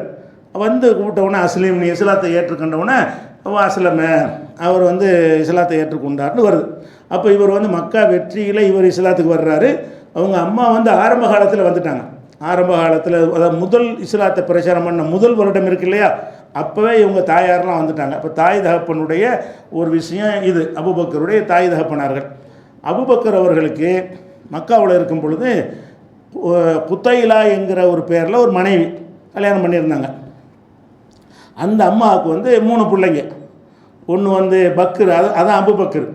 முதல் புள்ள வந்து இந்த குத்தைலாங்கிற அம்மாவுக்கு பிறந்தனால தான் அவருக்கு அபூபக்கர்னு பேர். இந்த அம்மாவுக்கு வந்து உம்மு பக்கர்னு பேர். பக்கருடைய தாயார், பக்கருடைய தந்தை. அதில் ஒரு புள்ள சின்ன வயசில் ஒரு போயிட்டார். வரலாறில் அவருக்கு ஒரு வரலாறும் கிடையாது. அபூபக்கர் அந்த பக்கர்னு ஒரு குழந்தை. அது மாதிரி அஸ்மான்னு நம்ம கேள்விப்பட்டோம். அஸ்மாங்கிறவங்களும் இவருடைய அபூபக்கருடைய மகள் தான். அதே மாதிரி வந்து இன்னொருத்தர் அப்துல்லா. அவங்களுக்கு வந்து 2 ஆம்பளை பிள்ளை, ஒரு பொம்பளை பிள்ளை. ஒரு ஆம்பளை பிள்ளை சின்ன பிள்ளையில மூத்தா போச்சு. ஒரு ஆம்பளை பிள்ளை தான் அப்துல்லா ஒரு ஆள், அஸ்மா ஒரு ஆள். அஸ்மாங்கிறவங்க என்ன செஞ்சிட்டாங்கன்னா ஆரம்பத்தில் இஸ்லாத்துக்கு வந்துட்டாங்க. இவர் அப்துல்லா வரல. பத்ரு போரில் எதிர்த்து வந்து போருக்கு வந்தார். அப்துல்லாவுக்கு அப்போ அந்த போர்க்களத்தில் அப்துல்லா பிற்காலத்தில் சொல்லுவார், தந்தையை இஸ்லாத்தை ஏற்றுக்கிட்ட பிறகு சொல்லுவார், நம்ம போர்க்களத்தில் பத்ரு போர்க்களத்தில் நான் வந்து போரிட்டு கொண்டிருக்கும்போது என் பக்கத்தில் நீங்கள் வந்தீங்க, உங்களை கொல்லணும்னு சொல்லி என் மனசை துடித்தாலும் தந்தை பாசத்தினால நான் என்ன செய்யலை, உங்களை ஒன்றும் நான் செய்யலை அப்படின்னு பிறகு யாவப்படுத்தி சொல்லுவார். அப்போ அபூபக்கர் சொல்லுவாங்க, நீ முன்னாடி தெரிஞ்சிருந்தேன்னு சொன்னால் எனக்கு வந்து இந்த பிள்ளை பாசம் வந்து தடுத்திருக்காது, நீ குஃப்ரு பக்கம் வந்திருக்கிற, நான் உன்னை கொண்டிருப்பேன், போர்க்களத்தில் உன்னை கொண்டிருப்பேன் அபூபக்கர் சொல்லுவாங்க. அந்த அந்த அப்துல்லா தான் இவர். அப்துல்லாங்கிற ஒரு பிறகு இஸ்லாத்தை ஏற்றுக்கொண்ட ஒரு மகன். அஸ்மாங்கிறவங்க ஆரம்பத்தில் ஏற்றுக்கிட்டவங்க. இந்த பக்கருங்கிறவர் சின்ன பிள்ளையில மூத்தா போச்சு. இது மக்காவில் இருந்த வரைக்கும் உள்ள அவருடைய பிள்ளைகள். இந்த குத்தைலாங்கிற அந்த மனைவி வந்து அவர் இஸ்லாத்தை ஏற்றுக்கிறல. அவருடைய மக்காவில் இருக்கும்போது இவர் இஸ்லாத்தை ஏற்றுக்கொள்ளும் பொழுது அவங்க அம்மா ஏற்றுக்கிறாங்க, அப்துல்லா ஏற்றுக்கிறாம இருந்திருக்காரு. அஸ்மா மட்டும் ஏற்றுக்கிட்டாங்களே தவிர அவர் ஏற்றுக்கிறல. அப்போ இது நம்ம எங்கே கிடைக்குதுன்னு கேட்டால், இது புகாரில் 3921வது ஹதீஸில் இருக்கும். ரசூல் ஸல்லல்லாஹு அலைஹி வஸல்லம் அவர்கள் நேற்று கூட இதை சொல்லியிருக்கிறேன். தஸவ்வஜ இம்ராத்தன் மின் கல்பின் யுகாலுஹா உம்மு பக்கர். உம்மு பக்கர் என்ற பெயருடைய அந்த கல்பு கோத்திரத்தை சேர்ந்த ஒரு பெண்ணை அபூபக்கர் கல்யாணம் பண்ணி இருந்தார்கள். ஃபலம்மா ஹாஜர் அபூபக்கர் ஹிஜ்ரத் செய்த பொழுது தல்லக்கஹா, அவரை விவாகம் செஞ்சுட்டாங்க. நீ இஸ்லாத்துக்கு வரமாட்டேங்கிற, நான் ஊரை விட்டு போகிறேன், நீ வேறு வாழ்க்கையை தேர்ந்தெடுத்துக்க என்று தலாக் சொல்லிவிட்டு அவர் வேறு வாழ்க்கை அமைத்து கொண்டார்னு வருது. அப்போ இந்த அம்மா என்ன செய்யலை, அபூபக்கருடைய முதல் மனைவி இவங்க இஸ்லாத்தை ஏற்றுக்கிறல. ஏற்றுக்கிறாட்டாலும் அவங்க ஏற்றுக்கொண்டிருப்பதற்கு வாய்ப்பு இருக்குது. ஏற்றுக்கொள்ளலைன்னா இந்த சம்பவத்தில் ஏற்றுக்கொள்ள நேரடி ஆதாரம் இல்லை. ஆனால் பிறகு இஸ்லாம் நல்லா மேலே முன பிறகு மக்காவில் வெற்றியாகி இங்கேருந்து அங்கே போகலாம், அங்கேருந்து இங்கே போகலாம்ங்கிற சகஜ நிலை ஏற்பட்ட பிறகு அந்த அவங்க அம்மா என்ன செய்கிறாங்கன்னு கேட்டால், அஸ்மான் பொம்பளை பிள்ளை இருந்தாங்கல்ல, அந்த அஸ்மாவிட்ட வந்து தேடி வந்துடுறாங்க. இஸ்லாத்துக்கு வராமல் இருந்தாங்க, அவர் மகன் அப்துல்லா வரல. இந்த அம்மா என்ன செய்கிறாங்கன்னு கேட்டால், நான் உன் வீட்டில் வந்து தங்கிக்கிறேன்னு, வயசாகி போச்சு, என்னை கவனிக்க யாரும் இல்லை, நான் வந்து உன்னோட தங்கிக்கிறேன்னு சொல்லி அஸ்மாட்ட கேட்குறாங்க, கேட்டு விட்றாங்க.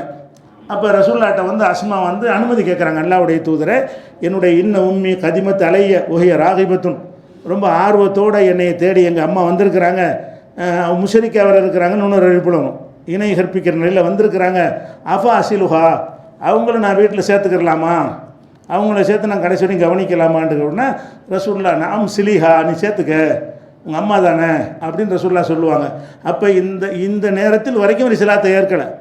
ஆனால் இஸ்லாத்தை ஏற்ற மகள்கிட்ட சேர்ந்து வந்துட்டதுனால அந்த மாற்றம் ஏற்பட்ட ஒரு இஸ்லாத்தை ஏற்றிருக்க வாய்ப்பு இருக்குதுன்னு சொல்லி ஊகமாக நிறைய சொல்கிறாங்க. வாய்ப்பு இருக்குது. அவர் இஸ்லாத்தை ஏற்றுக்கொண்டார்னு தெளிவான ஆதாரம் இல்லாட்டாலும் அந்த கசப்பெல்லாம் நீங்கி விட்டு வேற ஒரு கல்யாணம் பண்ணி வாழ்ந்தவங்க அதெல்லாம் கூட விட்டு மறந்துட்டு வந்து இந்த மகளை தேடி, முஸ்லீமாக இருக்கிற மகளை தேடி வந்து அங்கே தங்குறாங்கன்னு சொன்னால் அவங்களுக்கு ஏதாவது இஸ்லாத்தின் பக்கம் ஈர்ப்பு வந்திருக்க வாய்ப்பு இருக்கிறது.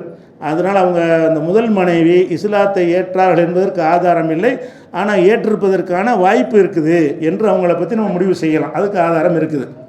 அடுத்தது என்னாச்சுன்னு கேட்டால், அந்த மனைவி இல்லாமல் தனிங்க வர்றாங்க.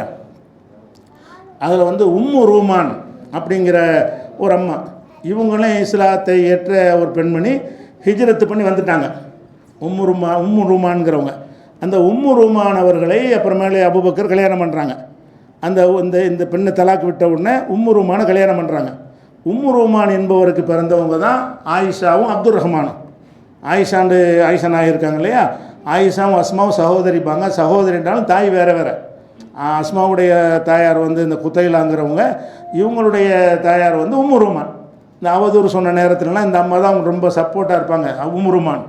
அப்போ உம்மு ரூமான்கிறவங்களுக்கு வந்து ஒரு பொம்பளை பிள்ளை, ஒரு ஆம்பளை பிள்ளை. பொம்பளை பிள்ளை தான் ஆயிஷா நாயை ரசூலுல்லாஹ் திருமணம் பண்ணி கொடுத்தாங்க. அப்துல் ரஹ்மான் வந்து கூட எல்லா நேரத்திலும் அபூபக்கரோடவே இருந்தார். ஆரம்பத்திலேயே இஸ்லாத்தை ஏற்றுக்கொண்டுட்டார். அவங்க அம்மாவும் இஸ்லாத்தை ஏற்றவங்களாக இருந்தாங்க. இது வந்து இரண்டாவது மனைவியுடைய ஒரு விஷயம். அப்போ அடுத்தது வந்து என்ன செய்கிறாங்கன்னு கேட்டால், அஸ்மா பின்த் உமைஸ் இப்படி ஒரு அம்மா வந்து இருந்தாங்க. இவங்களும் வந்து ரொம்ப ஆரம்ப காலத்தில் வந்து இந்த 39 பேர் இருந்தாங்களே, அந்த காலத்தில் இஸ்லாத்தை ஏற்றுக்கொண்ட ஒரு வீர பெண்மணி அஸ்மா பின்த் உமைஸுங்கிறவங்க. இவங்க வந்து என்னென்னு கேட்டால், ஆரம்பத்தில் அர்க்கமுடைய வீட்டில் ரகசியமாக பிரச்சாரம் பண்ணாங்க. ரசூலுல்லாஹ் இஸ்லாத்தை சொன்ன உடனே வெளிப்படையாக அறிவிக்காமல் இருப்பாங்க. வீட்டுக்குள்ளே ரகசியமாக என்ன செய்வாங்க, யார் சந்திக்கிறதா இருந்தால் ஒரு இடத்துல ஒளிஞ்சு நின்று பார்த்து அதை போதிப்பாங்க. போதிட்டு வெளியே போய் சொல்லிக்கிறாத, இஸ்லாத்தை ஏற்றுக்கிட்டேன்னு சொல்லாத, முஸ்லீம் முகமதை பார்த்தேன்னு சொல்லிக்கிறாதன்னு சொல்லி அப்படி சொல்லி அனுப்பி வைத்து எல்லாம் ரகசியமான செயல்பாடு. ரகசியமாக தான் அவங்களுடைய எல்லா செயல்பாடும் இருந்துச்சு அர்க்கமுடைய வீட்டில். அப்போ இஸ்லாத்தை ஏற்றுக்கிட்டவங்க இவங்க. இந்த அஸ்மா பின்த் உமைஸுங்கிறவங்க யாருமே இஸ்லாம்டா பயந்து நடுங்குவாங்கல்ல, அந்த காலத்தில் அவங்க இஸ்லாமை ஏற்றுக்கிட்டாங்க. ஏற்றுக்கிட்டதுக்கு முக்கியமான காரணம் என்னென்னு கேட்டால், ஜாஃபர் அவர்கள், ஜாஃபர் இப்னு அபி தாலிப் இருக்கிறாங்களா, அபு தாலிப்னா அலியுடைய அண்ணன், அலி ரலியல்லாஹு அன்ஹு இருக்காங்க இல்லையா, அவங்க அண்ணன் வந்து ஜாஃபர். அந்த ஜாஃபரை இவங்க கல்யாணம் பண்ணாங்க. ஜாஃபர் இஸ்லாத்துக்கு வந்ததுனால, ஜாஃபர் இஸ்லாத்துக்கு வந்துட்டார், அதனால் இந்த அம்மாவை என்ன செஞ்சிட்டாங்க, சேர்ந்து இஸ்லாத்துக்கு வந்துட்டாங்க. அப்போ ஜாஃபர் அவர்களும் இந்த அஸ்மா அவர்களும் என்ன செய்கிறாங்கன்னா இஸ்லாத்தை ஏற்று ஹிஜ்ரத்து பண்ணி அவங்க வந்து போனாங்க. அதுக்கப்புறம் அபிசினியாவுக்கு போனாங்கள, முதல் ஹிஜ்ரத்து, கஷ்டம் தாங்க முடியாமல் இனிமேல் இந்த ஊரில் இருக்க வேணான்னு சொல்லி அபிசினியாவுக்கு போனாங்க. அபிசினியாவுக்கு போயிட்டு அந்த ஹிஜ்ரத்துலேருந்து நிலைமை மாறி போச்சு, மதீனா மக்காவில் நல்ல நிலை ஏற்பட்டுச்சு, மதீனாவும் மக்காவுக்கு வர்றாங்க. மறுபடியும் அந்த கொடுமை அதிகரித்த உடனே திரும்ப மதீனாவுக்கு ஹிஜ்ரத்து போனாங்க. 2 ஹிஜ்ரத்துலையும் ஈடுபட்ட ஆள் யார், இந்த அம்மா அஸ்மா பின்த் உமைஸ் என்பவங்களும் ஜாஃபர் இப்னு அபி தாலிப். மதீனாவுக்கு போன பிறகு அந்த ஜாஃபர் அவர்கள் வந்து மூத்தாங்கிற போரில் கொல்லப்படுறாங்க. இந்த 2 பேரும் இந்த அஸ்மாவை தான் அபூபக்கர் கல்யாணம் பண்ணுறாங்க. எதனால் கல்யாணம் பண்ணுறாங்கன்னு கேட்டால், இப்படிப்பட்ட ஒரு தியாக பெண்மணி, அவங்க கணவர் வேறு வந்து போரில் கொல்லப்பட்டுட்டார், கொல்லப்பட்டு மதீனாவில் நிற்கதியாக இருக்கிறாங்க. அந்த நேரத்தில் இவங்களை அபூபக்கர் கல்யாணம் பண்ணுறாங்க. அப்போ இவர் மூத்தா போனவனா என்ன செய்கிறாங்கன்னு கேட்டால், இந்த செய்தி 3063 ஹதீஸில் புகாரில் நீங்கள் பார்த்துக்கிறங்க. இந்த அம்மாவை அபூபக்கர் கல்யாணம் பண்ணுறாங்க. இந்த மாதிரி அந்த பெரிய தியாகம் பண்ணிட்டு போயிட்டார். இவங்க ஆதில் இஸ்லாத்துக்கு வந்தாங்க, ஹிஜ்ரத்துக்கு வேறு போனாங்க, மறுபடியும் ஒரு ஹிஜ்ரத்துக்கு வந்தாங்க. இப்போ மதீனாவில் எந்த சொந்த பந்தமும் இல்லை, கணவரும் கொல்லப்பட்டுட்டார். அப்போ என்ன செய்வோன்னா இந்த பெண்ணுக்கு வாழ்க்கை கொடுப்போம்னு அந்த அம்மாவை ரசூல் ஸல்லல்லாஹு அபூபக்கர் அவர்கள் என்ன செஞ்சாங்க, கல்யாணம் பண்ணுறாங்க. கல்யாணம் பண்ணவுடனே அதுக்கப்புறம் என்ன செய்கிறாங்கன்னு கேட்டால், மதீனாவை சேர்ந்த ஒரு பெண்மணி ஹபீபாங்கிறவங்கள கல்யாணம் பண்ணுறாங்க. இது வந்து அந்த விதவைக்கு வாழ்வளிக்கணுங்கிற நடந்த ஒரு கல்யாணம். உள்ளூர்வாசியை ஒரு திருமணம் பண்ணி இருக்கணும்னு நினைத்து என்ன செஞ்சுருக்காங்கன்னா, ஹபீபா பின்த் ஹாரிஜாங்கிறவங்கள அடுத்து கல்யாணம் பண்ணாங்க. அவங்களுக்கு வந்து உம்மு குல்சும்னு ஒரே ஒரு பிள்ளை. இதுதான் அபூபக்கருடைய அந்த பாரம்பரியம். அதாவது அபூபக்கர் என்பவருக்கு குத்தைலாங்கிற அந்த அம்மாவின் மூலமாக 3 பிள்ளை. ஒன்று வந்து பக்ர, ஒரு சின்ன பிள்ளை மூத்தா போயிட்டார். 2வது அப்துல்லா, அப்புறமேல அஸ்மா, அது முடிஞ்சிருச்சு. அதுக்கப்புறம் அப்துல் ரஹ்மான் உம்மு ரூமான்கிறவங்களை கல்யாணம் பண்ணுறாங்க. அவங்க ஆயிஷா நாய்க்கும் அப்துல் ரஹ்மானுக்கும் அவங்க தாயார், அது ஒரு கல்யாணம். அடுத்ததாக வந்து அஸ்மா பின்த் உமைஸை கல்யாணம் பண்ணுறாங்க. அவங்க இந்த ஜாஃபருடைய மனைவியை, அவருக்கு பிறந்தது முகமது அபூபக்கருங்கிறாங்கல்ல. இவர் இந்த உஸ்மான் ரலியல்லாஹு கொலையெல்லாம் இவருக்கு பங்கு வரும். இந்த முகமது அபூபக்கர் அந்த வரலாறு, உஸ்மான் வரலாறு பார்க்கும்போது பார்த்துக்குருவோம். இவர் கொஞ்சம் நல்லவராக இருக்கலை, இவர் முகமது மட்டும். அப்போ அஸ்மா பின்த் உமைஸுடைய மகன் யார், முகமது, இவர் அபூபக்கருடைய மகன். ஹபீபாண்டு மதீனாவில் கல்யாணம் பண்ணாங்கல்ல, அவங்களுக்கு வந்து உம்மு குல்சும்னு ஒரு பிள்ளை. இது அபூபக்கருடைய மொத்த ஒரு வாரிசுடைய விஷயங்கள். அடுத்ததாக வந்து அபூபக்கர் அவர்களை பொறுத்த வரைக்கும் அந்த ஊரில் இஸ்லாத்திற்கு முன்னாடி பெரிய வசதி படைத்தவராக இருந்தார். பொதுவாக அந்த ரசூலுல்லாஹ்வை ஏற்றுக்கொண்டவங்களாம் ஏழையாக தான் இருந்தாங்க. ஆரம்பத்தில் இஸ்லாத்தை ஏற்றுக்கிட்டு வந்த ஆளுகளை பார்த்திங்கன்னா பெரும்பகுதி வந்து அடிமைகள், ஏழைகள், அந்த ஊரில் ஒதுக்கி வச்சுருப்பாங்கல்ல, அதாவது சொந்த ஊராக இல்லாமல் பிழைக்க வந்திருப்பாங்கல்ல. பிழைக்க வந்திருந்தால் ஊரில் பெரிய சப்போர்ட்லாம் இருக்காது, பவர்லாம் இருக்காது. அப்படி வந்த அடித்தட்டு மக்கள் தான் என்ன செஞ்சாங்க, ரசூலுல்லாஹ்வை வந்து ஆரம்பத்தில் ஏற்றுக்கிட்டாங்க. வசதியாக இருந்து ஏற்றுக்கிட்ட 1-2 பேரில் இவர் ஒரு ஆள் அபூபக்கர். அபூபக்கர் அவர்கள் வந்து நல்ல வசதி உடையவராக இருந்தார். எந்த அளவுக்கு வசதியாக இருந்தார்னு கேட்டால், இந்த இங்கே செய்கிற அடிமைகளை கொடுமைப்படுத்தினாங்கல்ல, இஸ்லாத்தை ஏற்றுக்கொண்டதுக்காக வேண்டி பிலால் இவங்களெல்லாம் அன்றைக்கு கொடுமைப்படுத்தினாங்க. ஒவ்வொருத்தரும் கொடுமைப்படுறத பார்த்துட்டு அந்த எஜமான்கிட்ட போய் பேசி, அடைய நான் ஏன்டா அடிமையாக வச்சுக்கிட்டு இருக்கேன், எவ்வளோ ரூபா வேணும் உனக்கு சொல்லு என்று காசை கொடுத்து அந்த அடிமையை வாங்கி விடுதலை செய்வாங்க. இப்படி 7 பேரை விடுதலை செஞ்சுருக்காங்கன்னா காசு எவ்வளோ இருக்குன்னு பார்த்துக்குங்க. ஒரு ஆளை விடுதலை செய்வதற்கு இன்றைக்கி உள்ள கணக்கு பல லட்சங்கள் வரும். ஒரு மனுஷனை அடிமையாக வச்சுருந்தாங்கன்னு சொன்னால், அந்த அடிமையை வந்து அடிமையை நீ வைக்காத, நீ காசு கொடுத்தானே வாங்கினேன், எவ்வளோ வாங்கினேன், அந்த ரூபாய் நான் தர்றேன், அவரை சுதந்திரமாக விடு அப்படின்னு சொல்லி 7 பேர் வரைக்கும் நினைஞ்சிருக்கார், அவர் விடுதலை செஞ்சுருக்கார். 7 பேர் விடுதலை செஞ்சு ஆதாரம் இருக்குது, இன்னும் தெரியாமல் ரெக்கார்டில் இல்லாமல் எவ்வளோ செஞ்சாரோ. அப்போ 7 பேரை விடுதலை செய்கிறதுன்னு சொல்வதாக இருந்தால் பல கோடிகள் வைத்திருப்பவருக்கு தான் முடியும். விலைக்கு வாங்கி விடுதலை செய்வதாக இருந்தால் பல கோடிகள் வைத்திருக்கிறவருக்கு தான் சாத்தியமாகும். அப்போ அவர் நல்ல ஒரு பொருளாதாரத்தில் அபூபக்கர் அவர்கள் வந்து ரொம்ப வியாபாரியாக இருந்தாங்களா, ரொம்ப தன்னிறைவு பெற்ற ஒரு நிலையில் இருந்தாங்க. கீழே அடித்தட்டில் ஒரு ஆளாக இருக்கவில்லை. இன்னும் சொல்லப்போனால் அவங்க என்ன செய்வாங்கன்னா, ஒரு நாள் வந்து ஊரை விட்டு நம்ம இந்த ஊரில் இருக்க வேணாம், இதை விட்டு போயிடுவோம் அப்படின்னு கிளம்பி போவாங்க ஹிஜ்ரத்துக்காக வேண்டி. ரசூலுல்லாஹ்வோட போன ஹிஜ்ரத்தில் அதுக்கு முந்தி போவாங்க. போனோன்னு என்ன ஆரம்ப காலத்தில் அப்போ என்ன செய்வார்னு கேட்டால், இப்னு தகனாண்டு அந்த ஊரில் ஒரு பெரிய பிரமுகர், அவர் அபூபக்கரை பார்த்துருவார். என்னப்பா அபூபக்கர் நீ எங்கே போகிற, ஊரை விட்டு எல்லாம் மூட்டை முடிச்சுலாம் தூக்கிட்டு போயிட்டு இருக்கிற, எங்கே போகிற? இல்லை இங்கே ஒன்றும் இஸ்லாத்தை கடைப்பிடிக்க முடியலை, தொழுதா கூட விட மாட்டேங்கிறாங்க, ரொம்ப கொடுமைப்படுத்துகிறாங்க, நான் வந்து அல்லாஹ் வந்து நிம்மதியாக வணங்குற நாட்டை தேடி நான் போகிறேன், இந்த ஊர் வசலாம் எனக்கு வேணாம் அப்படின்னு இப்னு தகுநாட்டை, அவர் முஸ்லீம் இல்லை, ஊர் பிரமுகர், முக்கியமான ஒரு ஆள், அவர்கிட்ட சொல்கிறாங்க. அவர் என்ன செய்கிறார், என்ன அபூபக்கர் உன்னே மாதிரி ஆள்லாம் வெளியே போகக்கூடாது அப்படி கேட்குறாரு. இன்ன மிசிலக்கை அபாபக்கர் லா யஹ்ருஜ், உன்னை போன்றவர்கள் அபூபக்கரை உன்னை மாதிரி ஆள், அபூபக்கருங்கிறது ஜாஹிலியா காலத்தில் ஒரு பேருங்கிறது ஒரு ஆதாரம். அவருக்கு சொல்லுவார், இன்ன மிசிலக்கை அபாபக்கர் லா யஹ்ருஜ், உன்னை மாதிரி ஆள்லாம் ஊர் விட்டு போகலாமா அப்படின்னு சொல்லிட்டு, உன்னை மாதிரி ஆள் போகவும் கூடாது விரட்டவும் கூடாது. ஏன் என்று கேட்டால், இன்னக்க தக்சிபுல் மஅதூம், இல்லாதவனுக்கு நீ உழைக்கிறாய், இல்லாதவனுக்கு அள்ளி அள்ளி கொடுக்குறாய், பெரிய வள்ளல். வள்ளல்னு சொன்னோம், அது காசு இருக்கணும்ல, பிச்சைக்காரன் வள்ளலாக இருக்க முடியும், வள்ளல்னாலே பணக்காரன் அதில் சேர்ந்து கொள்ளணும். அப்போ இன்னக்க தக்சிபுல் மஅதூம், நீ இல்லாதவனுக்கெல்லாம் உழைத்து கொடுத்து கொண்டிருக்கிறாய். ஓ தசிலுர் ரஹ்ம, உறவினர்களை அனுசரிக்கிறாய். ஓ தஹ்மிலுல் கல்ல, பிறருடைய சிரமங்களை நீ சுமந்து கொள்கிறாய். ஓ தக்ரில் லைஃப, விருந்தாளிகள் எல்லாம் எந்த விருந்தாளி வந்தாலும் எத்தனை வந்தாலும் சாப்பாடு அவர் வீட்டில், அந்த மாதிரி விருந்தினரை வந்து உபசரிக்கிறாய். ஓ தொழில்நலா நவாயிபுல் ஹக்கி, அறப்பணிகளுக்கெல்லாம் நீ நிறைய உதவியாக இருக்கிறாய். இப்படி செய்யக்கூடிய உன்னை மாதிரி ஆள் வெளியே போகக்கூடாது, இந்த ஊருக்கு எங்களுக்கு தேவை, ஊரில் எவ்வளோ சிரமங்கள் வரும்போதெல்லாம் உன்னுடைய பொருளாதாரம் உதவியாக இருந்திருக்கு அப்படின்னு சொல்லி அவர் தடுத்து நிறுத்துவார். திருப்பி வந்துடுவாங்க. இது புகாரில் 3905வது ஹதீஸில் இருக்கிறது. இதில் என்ன விளங்குதுன்னு கேட்டால், நல்லா வசதியாக இருந்தாலும் வழங்குது. இந்த அடிமையை விடுதலை செஞ்சதை வச்சு பார்த்தாலும் அவர் எந்த அளவுக்கு செழிப்பாக இருந்த தொகையை வச்சு நம்ம சொல்ல முடியாது எவ்வளோ பணம் வச்சுருந்தான்னு. பேங்க் அக்கௌண்ட் அது ரிப்போர்ட் எடுக்க முடியும். அது இதை வச்சு நம்ம என்ன கிடைக்கணும், இதெல்லாம் பெரிய அளவில் பணம் இருந்திருக்கு, அடிமைகளை வாங்கி விடுதலை செய்கிற அளவுக்கு இருக்குது, வர்றவங்களுக்கெல்லாம் சோறு போகிற அளவுக்கு இருக்குது, இல்லைன்னு கேட்டு வர்ற ஆளுக்கெல்லாம் அள்ளி கொடுப்பார் என்பதில் இருந்து இவர் ஒரு தாராளமான ஒரு மனசு உள்ள பெரிய செல்வந்தராக ஒரு வணிகராக இருந்தார் என்பதை இந்த ஒரு ஹதீஸிலிருந்து தெரிஞ்சுக்கிறோம். அப்போ நல்ல வசதியாக இருந்தார் என்பது அது அறியாமை காலத்திலே உள்ளது. அதுக்கடுத்து என்னென்னு கேட்டால், அவர் வந்து அறியாமை காலத்தில் இருக்கும் பொழுது ஒழுக்க வாழ்க்கை, அந்த ஜாஹிலியா காலத்தில் ஒழுக்கங்கிறது மருந்து கூட இருக்காது. அதில் தப்பிச்சது ஒரு 5-6 பேர் தான் தப்பிச்சாங்க. இவர் ஒன்று, உஸ்மான் ஒன்று, இந்த தண்ணிகளையும் அடிச்சுக்கிட்டு இந்த மாதிரி கெட்ட செயல்கள் இருப்பாங்கல்ல, அந்த கெட்ட செயல்கள் வந்து அந்த சமுதாயத்தில் யாரும் தப்பாக நினைக்க மாட்டாங்க, கெட்ட செயல் செய்யாட்டி தான் நினைப்பாங்க, ஏன்டா அப்படி இருக்கிறேன்னு. அப்போ கெட்ட செயல் செய்கிறதே ஒரு கேவலமாக நல்ல பெருமைக்குரியதாக கருதப்பட்ட காலத்தில் இவர் வந்து மதுபானம் அருந்தினதில்லை, தீய செயல் செஞ்சது இல்லை அப்படின்னு பேரெடுத்த சிலரில் இவர் ஒரு ஆள் அபூபக்கர். அவரை பற்றி என்ன செய்கிறாங்கன்னு கேட்டால், ஆயிஷா நாய் அவங்க மக சொல்கிறாங்க, ஹர்ரம் அபூபக்கருல் ஹம்ர் அலா நப்சிஹி, அபூபக்கர் வந்து மதுபானத்தை தனக்கு ஹராமாக்கி கொண்டார். ஃபலம் யஸ்ரபுஹா ஃபி ஜாஹிலியத்தின் வலா இஸ்லாமின், இஸ்லாமுக்கு வந்த பிறகு அவர் குடித்தது கிடையாது, ஜாஹிலியா காலத்திலையும் குடிக்கலை. இஸ்லாத்துக்கு வராத அந்த அறியாமை காலத்திலையும் மதுபானத்தை என் தந்தை அருந்தியது கிடையாது, ஹராமாக்கி இருந்தார்.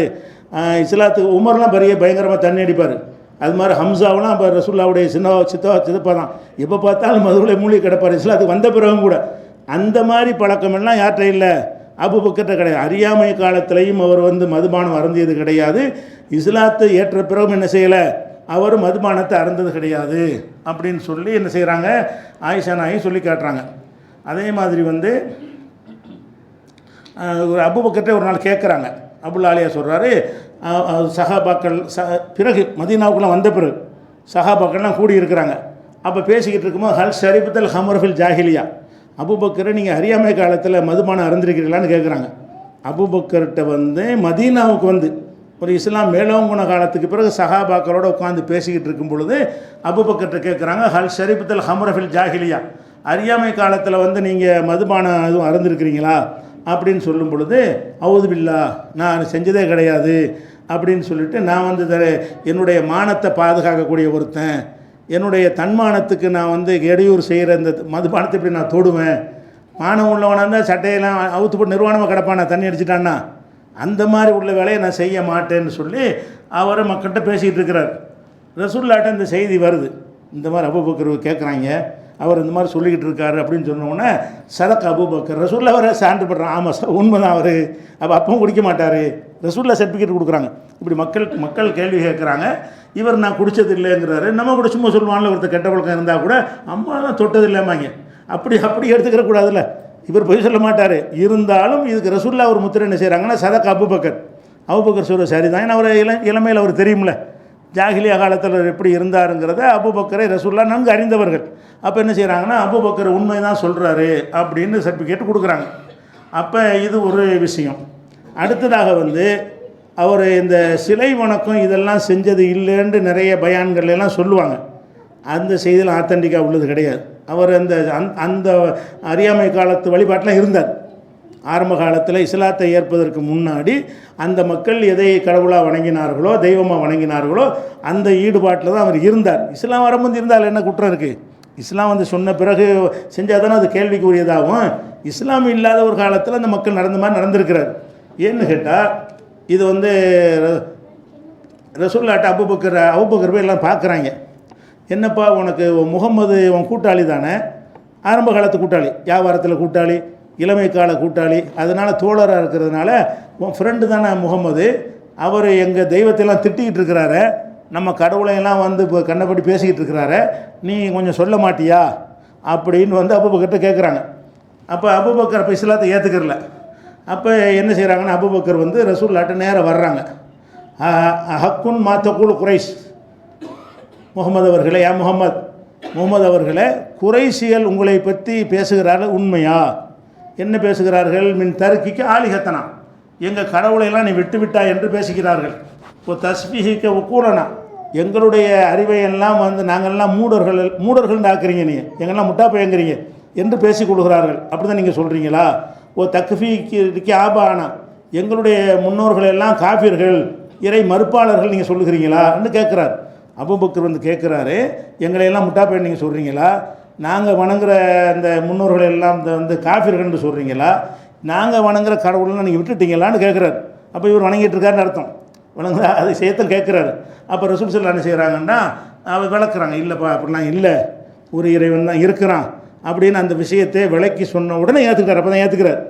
நான் திட்டவனாக இல்லை, அல்லாஹ் தான் கடவுள்னு நான் சொல்கிறேன், அல்லாவுக்கு இணை இல்லைன்னு சொல்கிறேன், இதெல்லாம் நீங்களாக உண்டாக்கி கொண்டது சொல்கிறேன்னு சொல்லி அந்த உண்மையான என்னுடைய கொள்கை என்னன்னு நம்ம இந்த காலத்தில் சொல்லுவாங்கள்ல, நம்ம வந்து மதகபை பின்பற்றவனா இமாமா திட்டுறான்னு சொல்லுவாங்கள்ல, தர்காவுக்கு போகாதீங்கன்னா அவுலியாக்களை திட்டுறான்னு சொல்லுவாங்கள்ல, அந்த மாதிரி அந்த காலத்தில் இவங்க வந்து எல்லாத்தையும் திட்டுறாங்க. அப்படி திட்டுறாருன்னு ரசூலுல்லாஹ்வுக்கு ஒரு பேர்.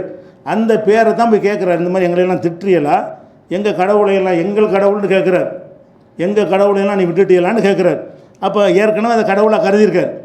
அப்போ கருதிட்டு தான் கேட்குறாரு, எங்கள் கடவுளை நீங்கள் விட்டுட்டீங்களா, எங்கள் முன்னோர்களெல்லாம் நீங்கள் காஃபிர்னு சொல்கிறீங்களா, இப்படியெல்லாம் வந்து குறைஷிகள் வந்து உங்களை பற்றி பேசிக்கிட்டு இருக்கிறாங்களேன்னு கேட்டவுடனே ரசூல் ஸல்லல்லாஹு அலைஹி வஸல்லம் என்ன செய்கிறாங்கன்னு கேட்டால், நான் உண்மையின் பக்கம் தான் அழைக்கிறேன்ட்டு அதை விளக்கி சொல்கிறாங்க. சொன்ன உடனே என்ன செஞ்சாருன்னா, ஒரு மறுப்பும் இல்லாமல் அசலமே ஒரு பேச்சும் இல்லாமல் இதை தான் ரசூலுல்லாஹ் குறிப்பிட்டாங்க. சொன்னோன்னு அப்போ தான் அழைப்பு கொடுக்குறாங்க, விளக்குறாங்க. அடுத்த நிமிஷமே என்ன செய்யலை, மறுப்பு சொல்லாமல் ஏற்றுக்கிட்டார். ஒ கஃபர பில் அஸ்னாம், அப்போ சிலைகளை எல்லாம் மறுத்து விட்டார். ஓ ஹலால் அந்தாத, இந்த இறைவனுக்கு நிகரானவர்களை எல்லாம் கலட்டி விட்டுட்டார். ஓ அகர்ர பி ஹக்கில் இஸ்லாம் தான் மெய்யான மார்க்கம்னு ஒத்துக்கொண்டார்னு வருது. அப்போ அபூபக்கர் அவர்கள் வந்து இந்த இஸ்லாத்தை ஏற்பதற்கு முன்னாடி உள்ள இந்த சொற்ப காலத்தில் எல்லா மனிதர்களைப் போலவும் உள்ள தப்பான கொள்கையில் தான் இருந்தார். அதை சிலையை தொட்டதில்லை, வணங்கியதில்லைன்னு சொல்லக்கூடிய வகையில் ஒருத்தருமே இல்லை, கொஞ்சம் பேர் தான் இருந்தாங்க. ஒரு 1-2 பேர் இதில் அஷரத்துல் பஸராவோடு ஒருத்தர் வருவார். அவரை தவிர பாக்கி எல்லாருமே இந்த சிலை வணக்கமும் செஞ்சவங்களாக தான் இருந்தாங்க. இவர் மதுபான போன்ற பழக்கம் இல்லையே தவிர இந்த சிலைகளை தான் கடவுள்னு அவங்கெல்லாம் நம்பும்போது அதை தான் நம்புவாங்க, அப்படி நம்பிக்கிட்டு இருந்திருக்கிறாங்க. உடனே ஏற்றுக்கிட்டாங்கன்னு வருது. அது ஒரு விஷயம். அது மாதிரி அபூபக்கர் அவர்கள் வந்து அவர் இந்த கவிதைன்னா அவருக்கு பிடிக்காது. கவிதையே என்ன செய்யலை, சொன்னது இல்லை அப்படின்னு சொல்லி ஆயிஷா நாய் என்ன செய்வாங்கன்னா சொல்லுவாங்க, கவிதை அவர் செஞ்சது இல்லைன்னு. அப்படி ஒரு செய்தி வந்து தாரிகுல் குலஃபாங்கிறதுல எழுதியிருக்கிறாங்க. இது வந்து ஒரு தவறான செய்தி. அவர் பெரிய ஒரு கவிதை எதுக்கு எடுத்தாலும் கவிதை படுவார். அது புகாரில் நிறைய விஷயங்களுக்கு காய்ச்சல் வந்தால் கவிதை படிப்பார், ஹிஜ்ரத்து பண்ணிட்டு எல்லாம் சிரமப்பட்டு அது கவிதை படிப்பார். கவிதையிலையும் நல்ல மொழி திறமை உள்ளவராக அவர் இருந்தார் என்பது தான் ஒரு சரியானது. இது ஜாகிலியா காலத்தில் உள்ள அவரை பற்றிய ஒரு மதிப்பீடு. அடுத்ததாக வந்து அவங்க இஸ்லாத்தை ஏற்கிறாங்க. எப்போ ஏற்றாங்க, அதுக்கெலாம் அந்த காலத்தில் ரெக்கார்டு கிடையாதுல்ல, இத்தனை அந்த ஏற்றாங்கன்னு எனக்கு குறித்து டைரியா போட்டு வச்சுருப்பாங்க. அதெல்லாம் ஒன்று காலண்டர் கூட கிடையாது, வருஷங்கிற ஒரு அடிப்படை கூட இல்லாத ஒரு சமுதாயம் தான். அப்போ ரசூல் ஸல்லல்லாஹு அலைஹி வஸல்லம் அபூபக்கர் எப்போ இஸ்லாத்துக்கு வந்தார் என்றால் அப்போ எத்தனை பேர் இருந்தாங்க என்பதை வச்சு தான் கணிக்க முடியும். இவர் இஸ்லாத்தில் எத்தனாவது ஆளாக வந்தார் அப்படி தான் ஆதாரம் கிடைக்குமே தவிர ரசூல்லா வந்து 40ஆவது வயசில் சொன்னாங்க, 41 வந்துட்டார், 42 வந்துட்டாருன்னு அப்படி சொல்ல முடியாது, யாருக்கும் சொல்ல முடியாது. எந்த ஒரு ஆள் இஸ்லாத்தை ஏற்றதுக்கு வருஷம் மாதம் போட்டு சொல்ல முடியுமானா முடியாது. இன்னும் சொல்ல போனால் இது டிக்ளேர் பண்ணாமல் வரக்கூடியது தான். எத்தனை பேர் வருவாங்க, வாய மூடிட்டு இருந்துருவாங்க, ஏன்னா மறைவாக வாழக்கூடிய நேரம். அதனால் வந்தவர்கள் இன்னாரண்டு யாரும் பகிரங்கப்படுத்தினா கூட ஒரு ரெக்கார்டு அவசியம் இருக்கும். எல்லாம் ரகசியமாக பண்ணக்கூடிய ஒரு நேரம் அப்படிங்கிறதுனால அப்போ எப்போ இவர் வந்தார் அப்படின்னு கேட்டால் அதுக்கு சில ஒரு ஹதீஸில் நமக்கு கிடைக்குது. அம்மார் இப்னு யாசிர்னா இவர் அம்மாரும் பெரிய தியாகி, ஆரம்ப காலத்து முஸ்லீமு. அவங்க அம்மா யாசிரும் பெரிய ஒரு தியாகி. அவங்களுடைய மனைவி, இவருடைய தாயார் சுமையாங்கிறோம்ல, அந்த சுமையாவுடைய கணவர் தான் யாசிர். அந்த 2 பேருடைய பிள்ளை தான் அம்மார். இந்த அம்மார் பின்னாடி உசுரோட இருக்கார். யாசிரையும் சுமையாவையும் கொண்டு விட்டாங்க. யாசிரும் சுமையாவும் ஆரம்ப காலத்து முஸ்லீமு. அவங்க வெளியூர்லேருந்து ஏமன் பகுதியிலேருந்து மக்காவுக்கு வர்றாங்க. பஞ்சமுளைக்கு வருவாங்கள்ல, தங்கிட்டாங்க. அடிமை கிடையாது, அவங்க அடிமையாக பிடித்து விற்கப்பட்ட ஆள் கிடையாது. ஒரு பொழப்பு தேடி ஒரு பெரிய ஊருக்கு போவோம்ல, அவங்க பகுதியில் வாழ்வதற்கு ஏற்ற சூழ்நிலை இல்லைன்னு சொன்னால் இன்னொரு ஊரில் போய் வருவோம். இப்போ நம்ம பீகார்காரன்னு சொல்லி வடக்கத்தியான்னு பேசுகிறாங்க இல்லை, இந்த மாதிரி குடியேறின ஆட்களை மதிக்க மாட்டாங்க. இவங்கெல்லாம் யாருன்னா வந்தேரிகள்னு ஒரு பேர் வச்சுருக்கோம்ல, நம்ம பெரிய டவுனில் அது மாதிரி பேச மாட்டாங்க. கிராமத்தில் போனீங்கன்னா வெளியூர்லேருந்து வந்தோன்னா தனி கணக்கு வச்சுருப்பாங்க.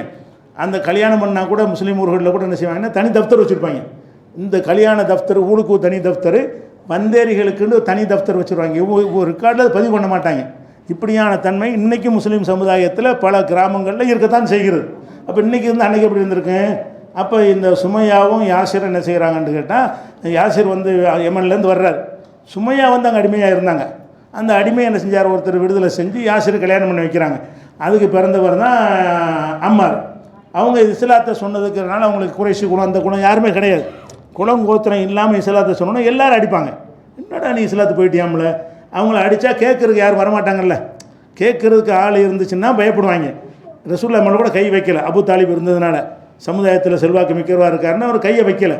ஆனால் இந்த மாதிரி ஏப்ப சாப்பங்கிறாங்கல்ல, அந்த மாதிரி அப்புறாணிகளாக இருந்தாங்கன்னா அடித்தாங்க. அந்த வகையில் உள்ளவர் தான் அம்மார் இப்னு யாசிர், அம்மார் 3 பேருமே இஸ்லாத்தில் ஆரம்பத்தில் வந்தவர்கள். 2 பேர் முதல் ஷஹீதுகள்னு சொல்லலாம். யாரை? இந்த அம்மாருடைய தாயையும் தகப்பனாரும் தான் இஸ்லாத்துக்கு முதல் உசுறு கொடுத்தவங்க. அந்த அம்மார் சொல்கிறார், ராயித்து ரசூலுல்லாஹி ஸல்லல்லாஹு அலைஹி வஸல்லம், நான் ரசூலுல்லாவை நான் பார்த்திருக்கிறேன். ஒமா மாஹு இல்லா ஹம்சத்து ஆபுதின், அவர்களோட 5 அடிமைகளும், வம்ரா தானி 2 பெண்களும், அபூபக்கரின், இவ்வளோ பேர் இருக்கு நான் பார்த்துருக்கிறேன். ரசூல்லா ஆரம்பத்தில் துவக்கத்தில் நான் ரசூல்லாவை பார்க்கும்போது அவங்களோட இருந்த மொத்தமே எத்தனை பேர் தான்? 5, 2, 7, 8 பேர். 8 பேர் தான் ரசூல்லாவோட இருந்தார்கள் அப்படின்னு சொல்கிறார். இவரை சேர்த்தா சேர்க்காமலேன்னு தெரியல. இவரும் ஆரம்பத்தில் உள்ள ஒரு ஆள் தான். இவரை சேர்க்காமண்டா 9 வச்சுக்கிறங்க, தன்னையும் சேர்த்துக்கிட்டாருன்னு சொன்னால் 8ன்னு வச்சுக்கிறங்க. அப்போ நான் ரசூல்லாவோட மொத்தமே 8 பேர் தான் இருந்தார்கள். 8 பேரில் யாருன்னு கேட்டால் 5 அடிமைகள், 2 பெண்கள், பேரெலாம் சொல்லலை, அபூபக்கர்னு பேரை சொல்கிறார். அப்போ இந்த 8 பேர் இருக்கிற காலத்தில் இஸ்லாத்துக்கு வந்துட்டார். இப்போ ரசூல் ஸல்லல்லாஹு அலைஹி வஸல்லம் அவர்கள் ஆரம்பத்தில் பிரச்சாரம் பண்ணும் பொழுது அவங்களோட அந்த 5 அடிமைகள் இருந்தாங்க. அடிமையில் பிலால்லாம் வந்துடுவார். அந்த அடிமைகள் இருந்தாங்க, 2 பெண்கள் இருந்தாங்க, அபூபக்கரும் இருந்தார். அப்போ அந்த 8ல் ஒருவராக இவர் இருந்திருக்கார். மொத்த இஸ்லாத்தை ஏற்றது 8 பேர் தான். அந்த 8ல் ஒருவராக இவர் இருந்தார் என்று சொல்லும் பொழுது இது புகாரில் 3857வது ஹதீஸில் இருக்கிறது, 3660வது ஹதீஸிலும் இருக்குது. அப்போ 8ல் 1ங்கும்போது ரொம்ப ஆரம்பம் தானே. 8 பேர் தான் இஸ்லாத்தில் இருக்கு. யார் அதில் ஃபஸ்ட்டுன்னு நமக்கு தெரியலை. ஆனால் 8ல் ஒரு ஆள் இவர், 9வது இவர் பின்னால் இவர் யார் வந்தாலும் 9வது தான் இருக்கணும். அப்போ 8ல் ஒருவராக இவர் இருந்தார் என்று சொல்லும் பொழுது இவர் ரொம்ப ஆரம்ப காலத்து முஸ்லீம் என்று விளங்குகிறது. அந்த அடிமைகள் யாருங்கிறத என்ன செய்கிறாங்க வரலாறுல இப்போ இப்னு ஹஜர் அவர்களை தேடி எடுத்து குறிப்பிடுறார். யார் அந்த அடிமைன்னா, 1 பிலால் பாங்க சொல்லிட்டு வரல மோதின் அவர், 2வது ஸெய்த் இப்னு ஹாரிஸா, அதாவது ரசூலுல்லாவுடைய வளர்ப்பு பிள்ளை, ஒரு அடிமையாக இருந்து ரசூலுல்லாஹ் வளர்த்தாங்க புள்ள மாதிரி, அவர் ஒரு அடிமை தான். ஸெய்த் இப்னு ஹாரிஸா 1, ஆமீர் இப்னு ஃபுஹைரா 1, அபு ஃபுகைஹாண்டு 1, யாசிர்னு அவர் சேர்த்துருக்கிறாரு. யாசிர் அடிமை கிடையாது. இப்னு ஹஜர் அந்த அடிமைகளில் யாசிரை சேர்க்கிறார். அவர் பலவீனர், வெளியூர்லேருந்து பிழைக்க வந்தவர் தானே தவிர விலைக்கு வாங்கி இருந்த ஒரு ஆள் கிடையாது. ஆனால் இப்னு ஹஜர் ஒரு அடிமையில் சேர்த்துருக்கிறார்.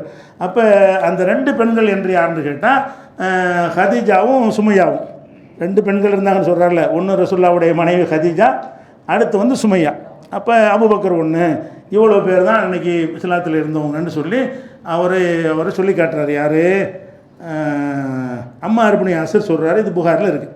அப்போ இவர் இஸ்லாத்துக்கு வந்த காலம் வந்து ரொம்ப ஆரம்பம் என்று வழங்குது. இன்னும் சில ஹதீஸுகளில் இவர் எப்போ இஸ்லாத்துக்கு வந்தார் என்பதற்கு இன்னும் நெருக்கமான ஓர் ஆதாரங்கள் இருக்கிறது. அந்த விஷயங்களை இன்ஷா அல்லாஹ் நம்ம அடுத்தடுத்த நாட்களில் பார்க்கலாம். அஸ்ஸலாமு அலைக்கும்.